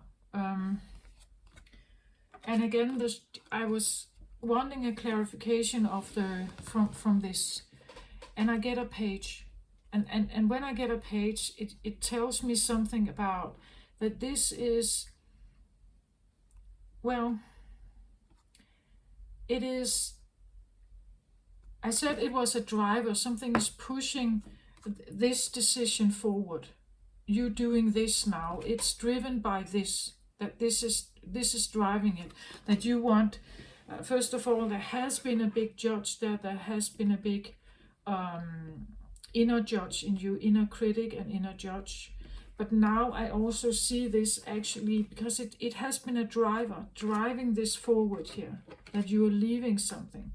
So it's now also helping you to get more balance in your life. But I think it has been quite an inner critic, this one. It has been the guilt creator, the shame creator also, but because it's here now as like a full-blown justice, I think that it has also created you now to get out of a situation that you've been in, take the leadership back. It is a major arcana here, and I get a page here, a page as a clarifier for the justice card. So the page is a young energy, a child, an inner child. It could be a young or a new, it says here, a new emotional situation. So this justice could be a new emotional situation, or that the judge here, that you have gotten yourself a new judge. You have gotten yourself a new inner judge. Or that the verdict has been reversed somehow. That you have somehow reversed that verdict or the sentence that you have lived by most of your life. Again, the duty, this feeling of needing to oblige to something. That you have somehow gotten a new judge here.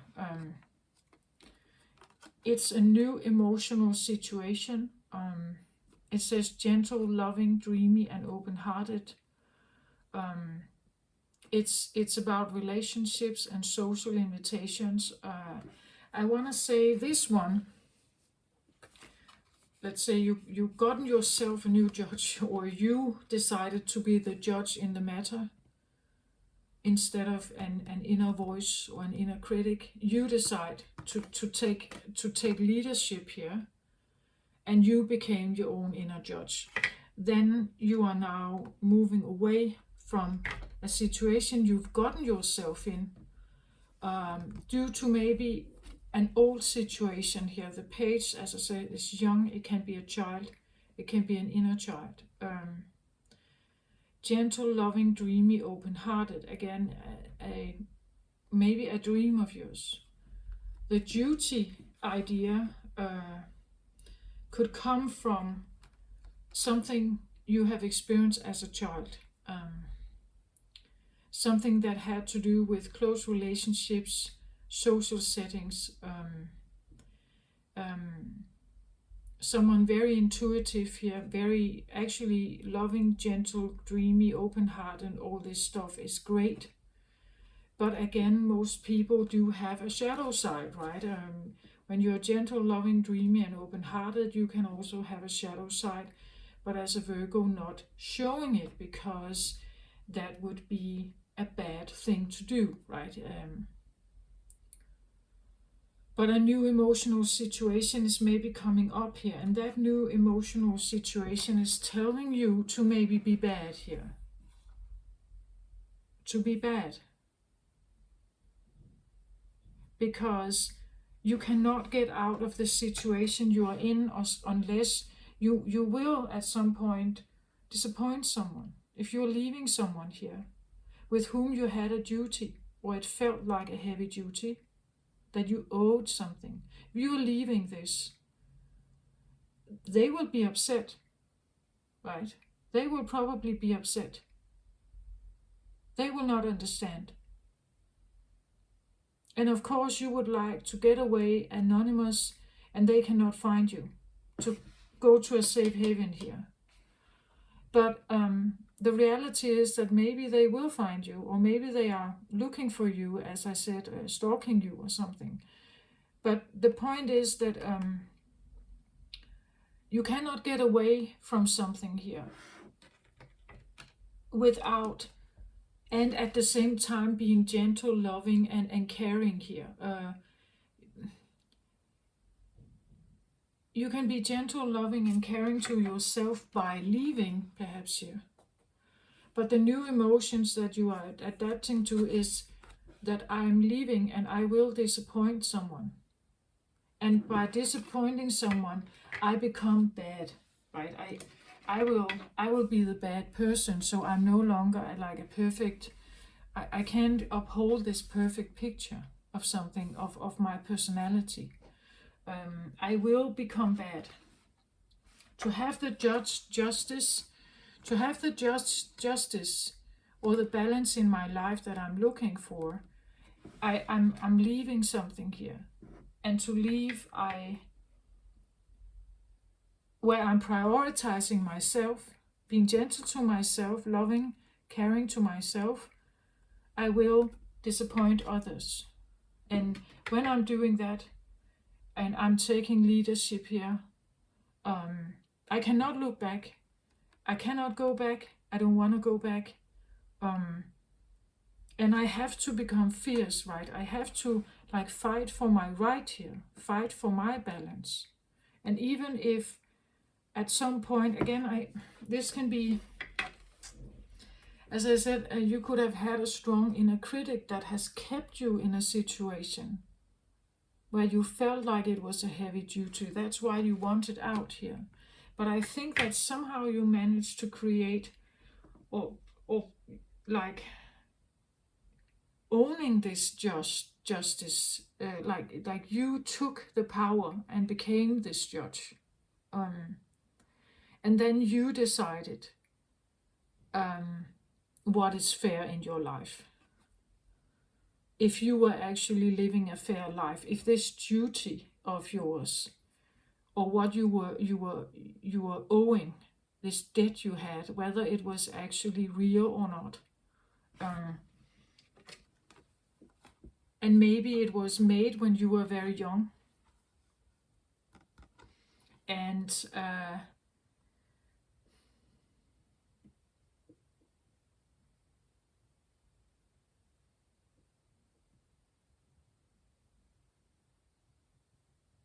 I get when I look at this here, and she sits on this blanket here, and the sand castle here in the background, I get a feeling like a dream castle, like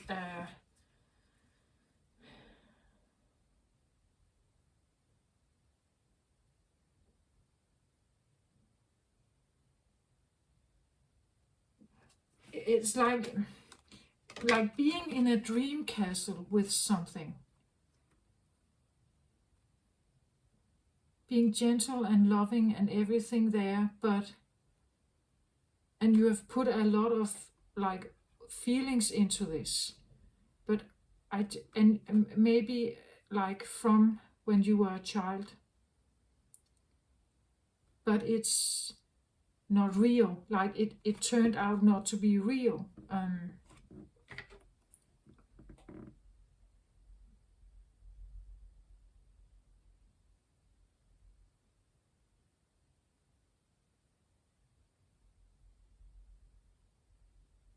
And to honor yourself, I feel like you have to get out. It's like this child here is this one, right? Who has been repressed. It's like it had less and less oxygen here to breathe somehow. And it has been sitting in this dream castle here, waiting to kind of get out.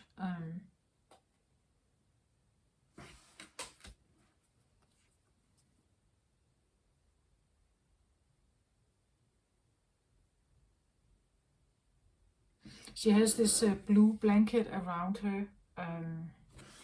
That's why I feel like it's her here. And she is very gentle and loving and caring and kind and very intuitive and look at how she is like cloaked here, and how this one is also in like a similar clothing here. Like this one is the one that wants to get out. This is the one that cannot breathe. This is the one that is repressed here, down here.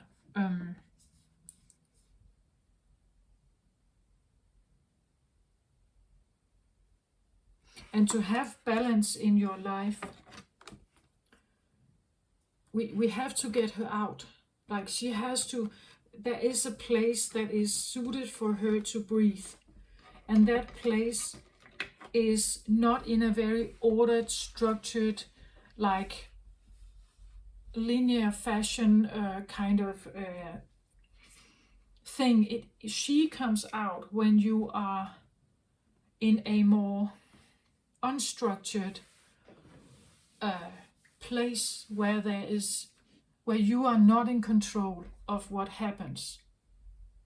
Like she cannot come out if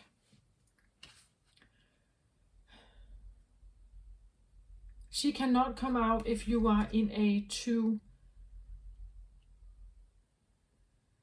tight, straight line, too organized.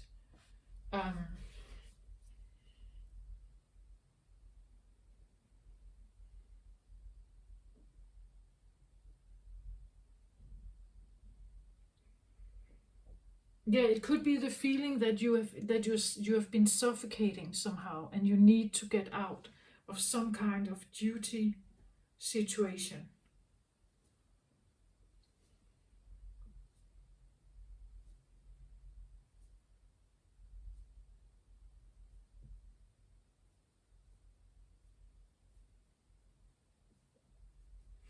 And again, you may be facing like a new emotion, right? Because the leaving here is not fun necessarily, right?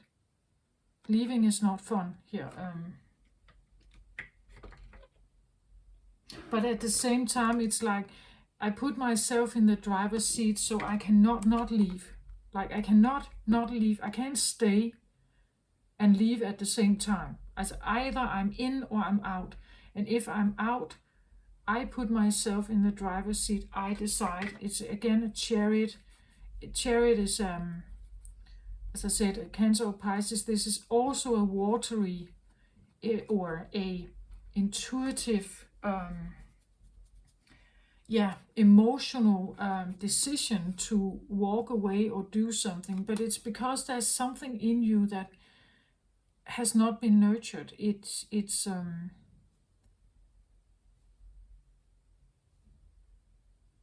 It's dreamy, again, Cancerian, also very dreamy, loving, kind. This could be an empath, like an empath part of you here that is that needs to breathe somehow. And you cannot breathe in the New Yorker concrete and glass building, right? It's like it needs something else here. The big city, the orderly life, the alarm clock, the notebook beside your bed, your calendar, all this stuff is like, just get it out of my way, right? I need time where I don't have a time schedule. I go to bed when I want, I wake up when I want, I am without any kind of, I don't have meetings, I don't have anyone who calls me or anything. I just want to be out on the water here, not knowing exactly where I go, but being optimistic and trusting that it's going to be great, right? And having appreciation for when you get in touch with this.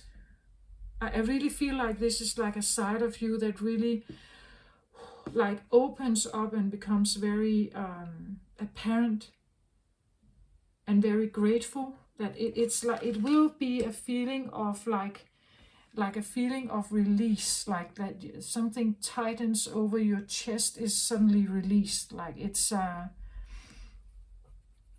and that is the appreciation. I feel like it's like your body reacts, or you can feel it in your breath, you can feel it in your shoulders fall down, right? Or your shoulders, they are not tight, and you can feel how your entire body relaxes, and how you just opening yourself up to life.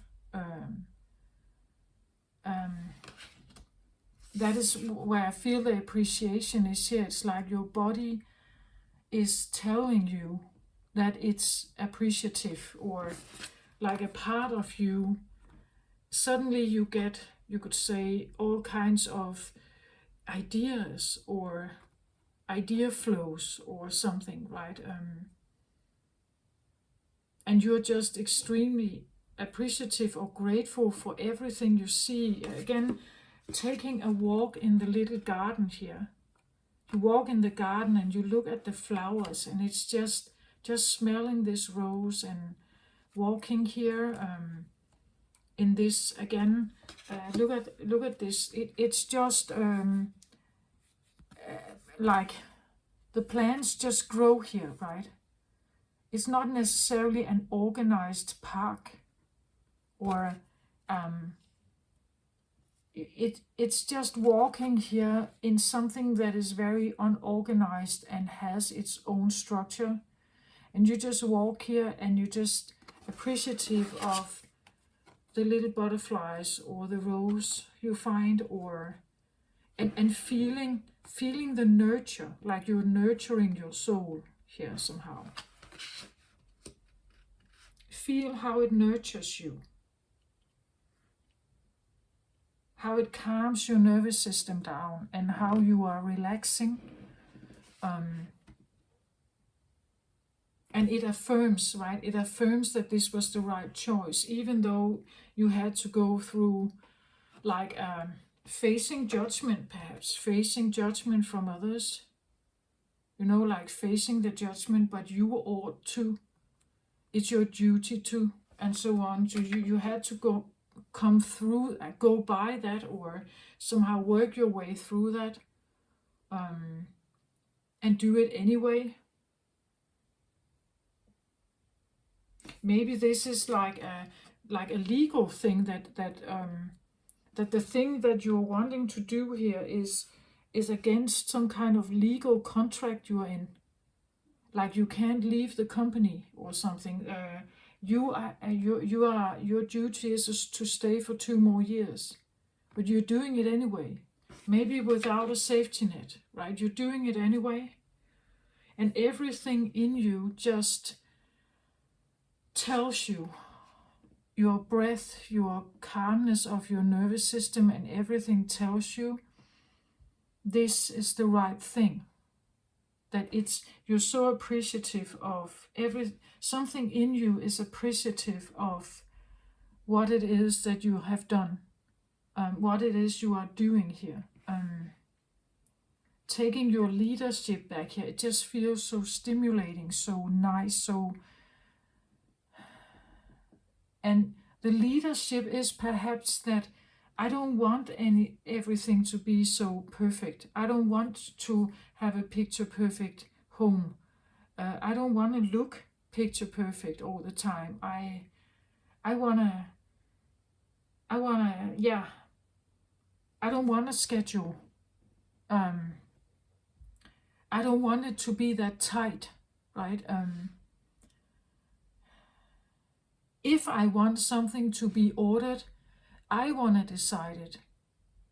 Not the office manager, right? Not my boss, not my parents. I want to do it. I want to decide what's in my life. I put in what I want in the calendar, not someone else. Like there's something about taking this. I decide where I want to go. I decide when, and I decide where, and I decide how long, and only if I want to. Like, and there is like a real feeling of like relaxation, and like this is the right thing. Like an inner gratitude of this choice.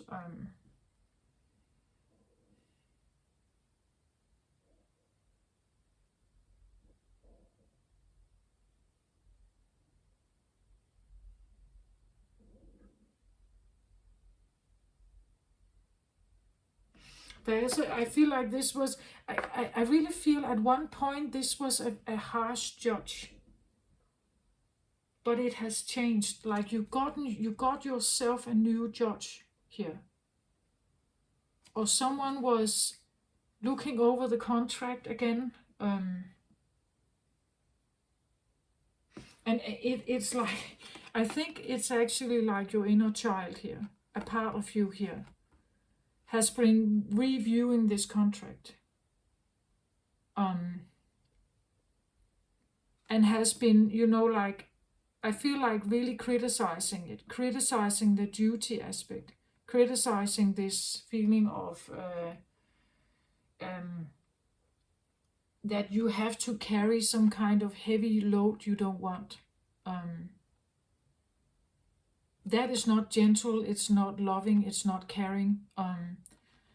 And I think this one has been helping to rewrite the sentence, or rewrite your understanding. I'm of course it's highlighted here with the sword, but it's like there's maybe a new sword, like there's a new truth or a new decision here, and that decision is driving like your plans forward here to leave.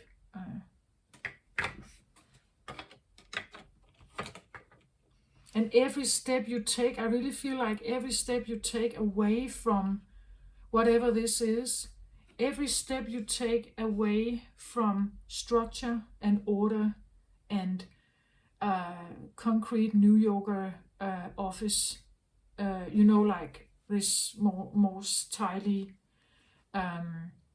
the more steps you take away from that, the more freely you can breathe.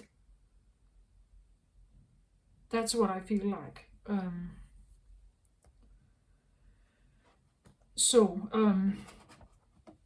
I did in the beginning, when you looked at the reading, I had a front cover that says the wildest dreams.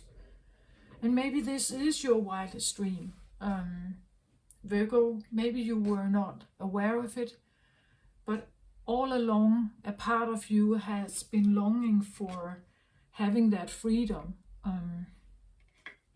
to just be who you are, and maybe be sensitive, and maybe being an empath, and maybe being needing more like tuning in with nature.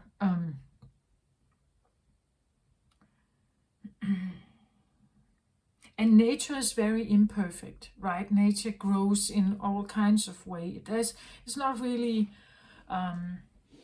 I want to say it's perfect, imperfect, because there is an element of like, there is an order in something very disordered, you could say. There is a calmness and a freshness and also life, I want to say. There's color here. And there's a lot of oxygen also here. But when you walk into it, when you go into it, as she does here, it grows as it wants. It has its own structure without having structure, really. And there could be an appreciation for something that is so not man-made, you could say. so not man-made, and how much it has to offer, right? Especially for someone who's sensitive, empath, like creative, um, and actually is dreamy and loving and gentle. Being in nature here, and that's what I feel like. It has been so repressed that it barely had oxygen to breathe here. So to get all these tentacles out and just, you could say, absorb what you can from this environment here is so much more satisfying than the gray concrete glass buildings in New York, right?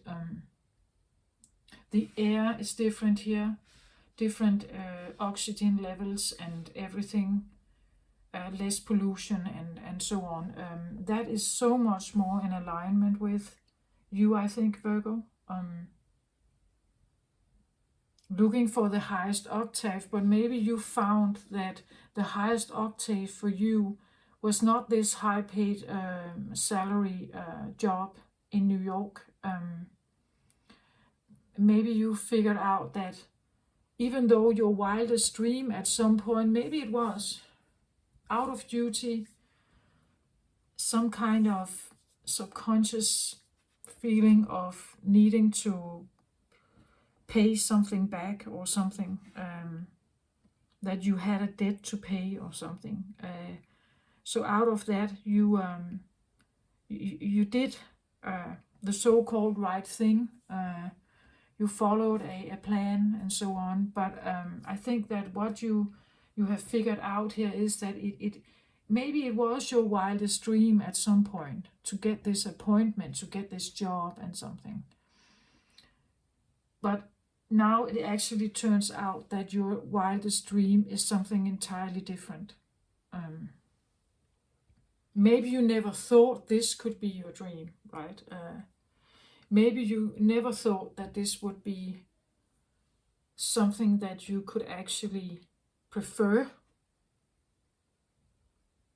that you could prefer this over what you used to have. So I wanted a card on maybe something to be aware of or something to just an advice or something. The Five of Ariel here. You needn't go through your current challenges alone. Help is nearby. Negative thoughts create self-fulfilling prophecies. So be aware of your thought patterns. And that's what I also feel here with the new emotions that come. About you wanting more balance in your life, something more fair here, and you are leaving here, and in that process, well, it feels like you may be alone. It may feel like again the negative thoughts, they that can come from this. As I said, it's not necessarily an easy like change. You have put a lot of emotions into this: loyalty, respect, honor, perhaps. Leaving this doesn't. It's not necessarily like it's not necessarily easy, but you may not need to go through this alone. There's help nearby. Negative thoughts create self-fulfilling prophecies. So be aware of your emotions at this time. Know that you are on a journey towards something here where you will find so much more appreciation for your life, and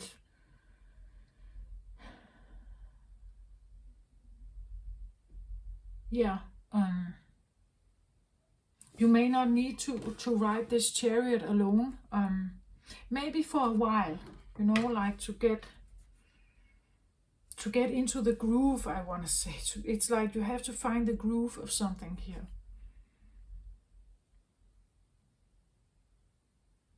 It's like, when you get, as I said, into the cosmos, where you are weightless, the feeling of this weightlessness could feel like strange, right? Because you're not used to it. but at the same time, it's so alluring, right? It really makes you feel so lighter and so much more relaxed somehow.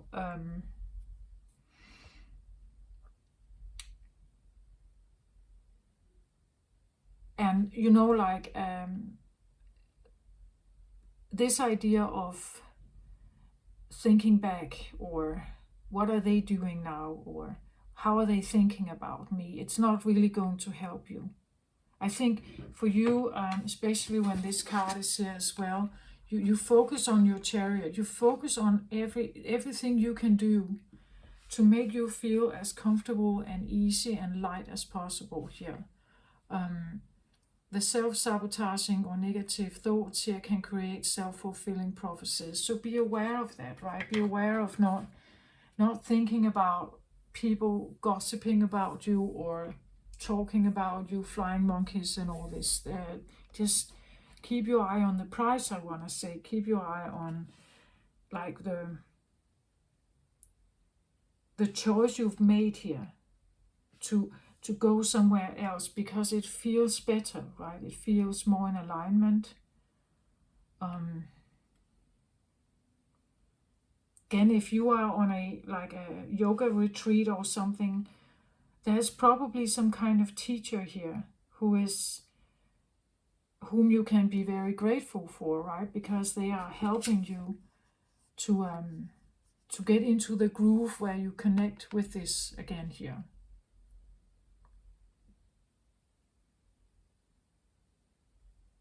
It's like connecting with your soul, like having a much deeper touch with your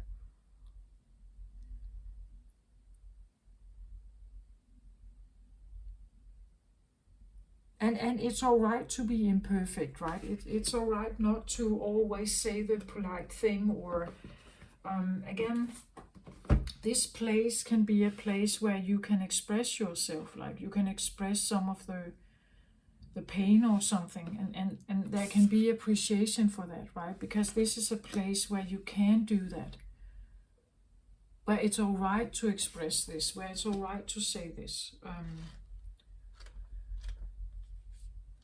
and having appreciation for that. Again, it says here you not necessarily need to go through it alone. There's help nearby, especially if you have the negative thoughts. Go to the therapist, or go to the yogi, right? Or do that. It says here, children as teachers, fun, lightheartedness, joy, laughter, newly incarnated souls, the child within, maintaining an inquisitive perspective, wonder and imagination. And it's interesting how this actually aligns very well with the page here. Like the page within was this one. I said that already, right? That these two are the same. And this is the one that has been guiding you all along, questioning your duty aspect, changing the verdict, and this is the one that also tells you to get out, right? The child within here, because they have a special purity, right? Being with children can be a great way of recapture wonder, innocence, unapologetic truth and wisdom. Their realities are not yet muddied by shoulds and cannots, and their imaginations are often so wild and creative that they can be our biggest inspirers. Furthermore, as their incarnation from pure spirit is more recent, they are still aware of energy and have a natural psychic awareness. Yeah, I feel that.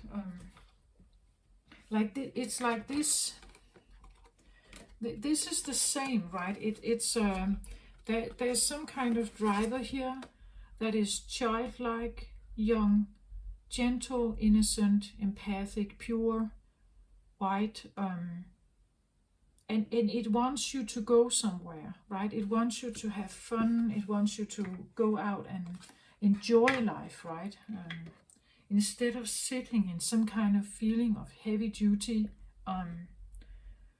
And maybe you actually realize when you get in touch with this that you have a deep appreciation for them telling you about what life is also about, right? That what life could be if you are actually listening to them, right? That it's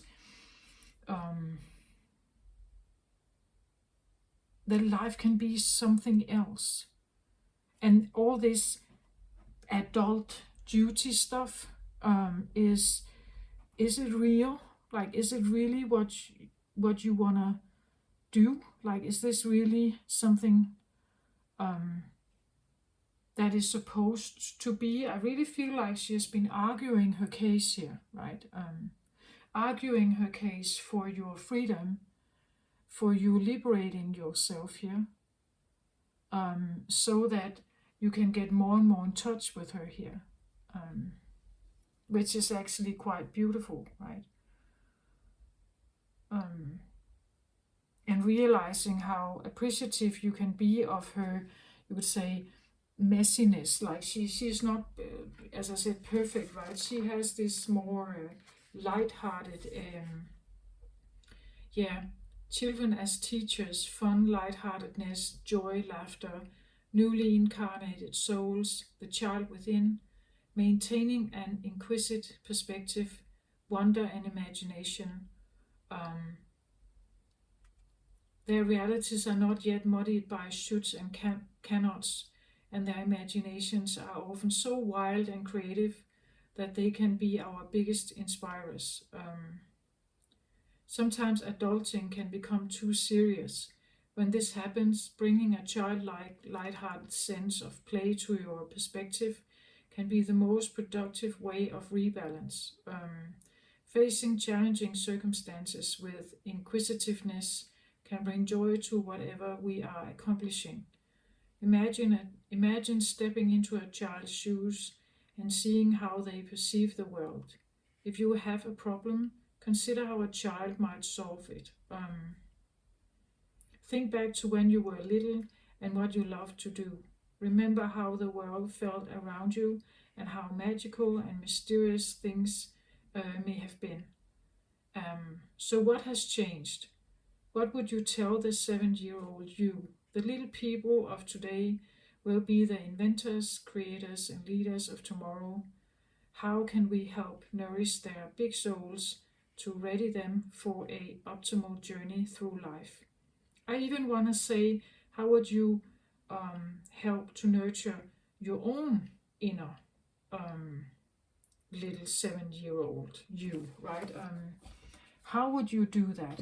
If you could say something to them that may have, like not put them in the duty box, if you could have avoided that, right? What would you tell them, right? How would you advise them? And again, you may think a little bit about, if I hadn't taken on that duty thing, my life could have been different. Yeah, it could have been, but just be mindful about your thoughts here, right? And again, this could also be that, again, now I'm not fulfilling this duty thing. So what is going to happen with them? What is going to happen with the firm? What is going to happen if I don't make it? Again, if you are breaking some kind of legal contract here, what is going to happen if I don't make it? Or what about my family and the duty that I have felt I should uphold? What happens now? You should, as much as possible, get yourself out of these thoughts here. It's not going to help you. And you have so much more to enjoy here, I think. The door to personal healing and happiness, I think it goes hand in hand with this one here, right? Because she's very creative. She has been held underwater, I think, here, barely having oxygen to breathe, but she's coming up here again, and she's very appreciative of you hearing her, and probably vice versa, because I feel like eventually you will be very appreciative of her, and her persisting here, her persistence of like calling you in. As I said, this is an inner driver, right? So like it has been calling you, kind of pushing you forward to make this decision here. So it could be that you actually become very appreciative of her. It can be a child you know, of course. It can be like externally manifested as a child. You meet a child, you talk to some kind of child here, and you're just seeing all their like this magical essence of their wow, the wowness they have about the world. Where sometimes as adults we can become like, we forget about it. We forget about the little things, right? And we forget about the magic. We forget about the inner imaginary realm. And I have her here as dreamy, right? So I think she is. And the Cancerian here as well. Cancerian.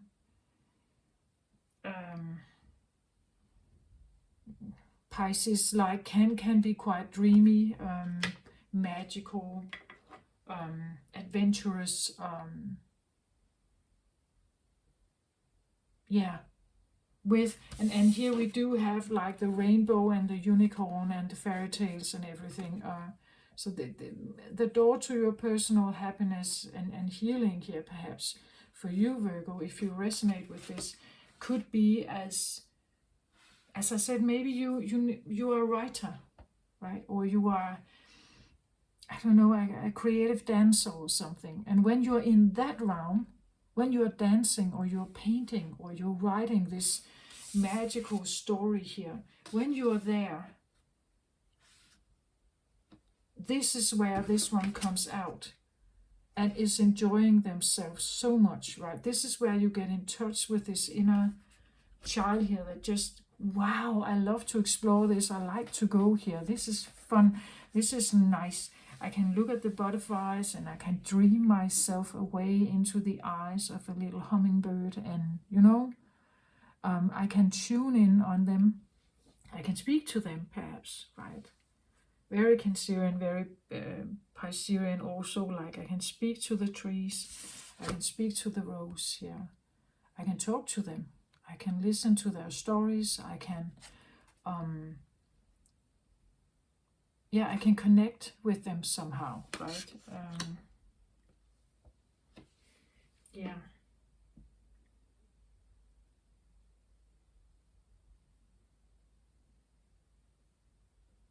That's what I feel like I have here. I hope this helps somehow, that you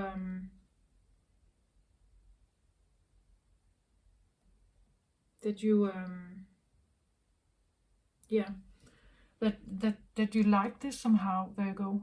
Again, the wildest dream, as I've said in some of the other readings, sometimes the wildest dream, we can think that this is the most abundant dream. This is the dream where I get everything I could ever wish for.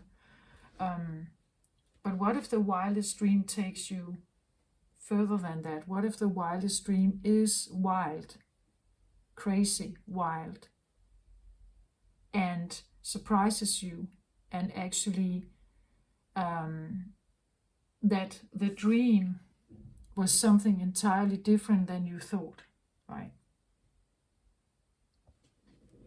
So this is what I have. I hope this helped. Take care of yourself, Virgo. I send you my very best. Love and light. Bye-bye.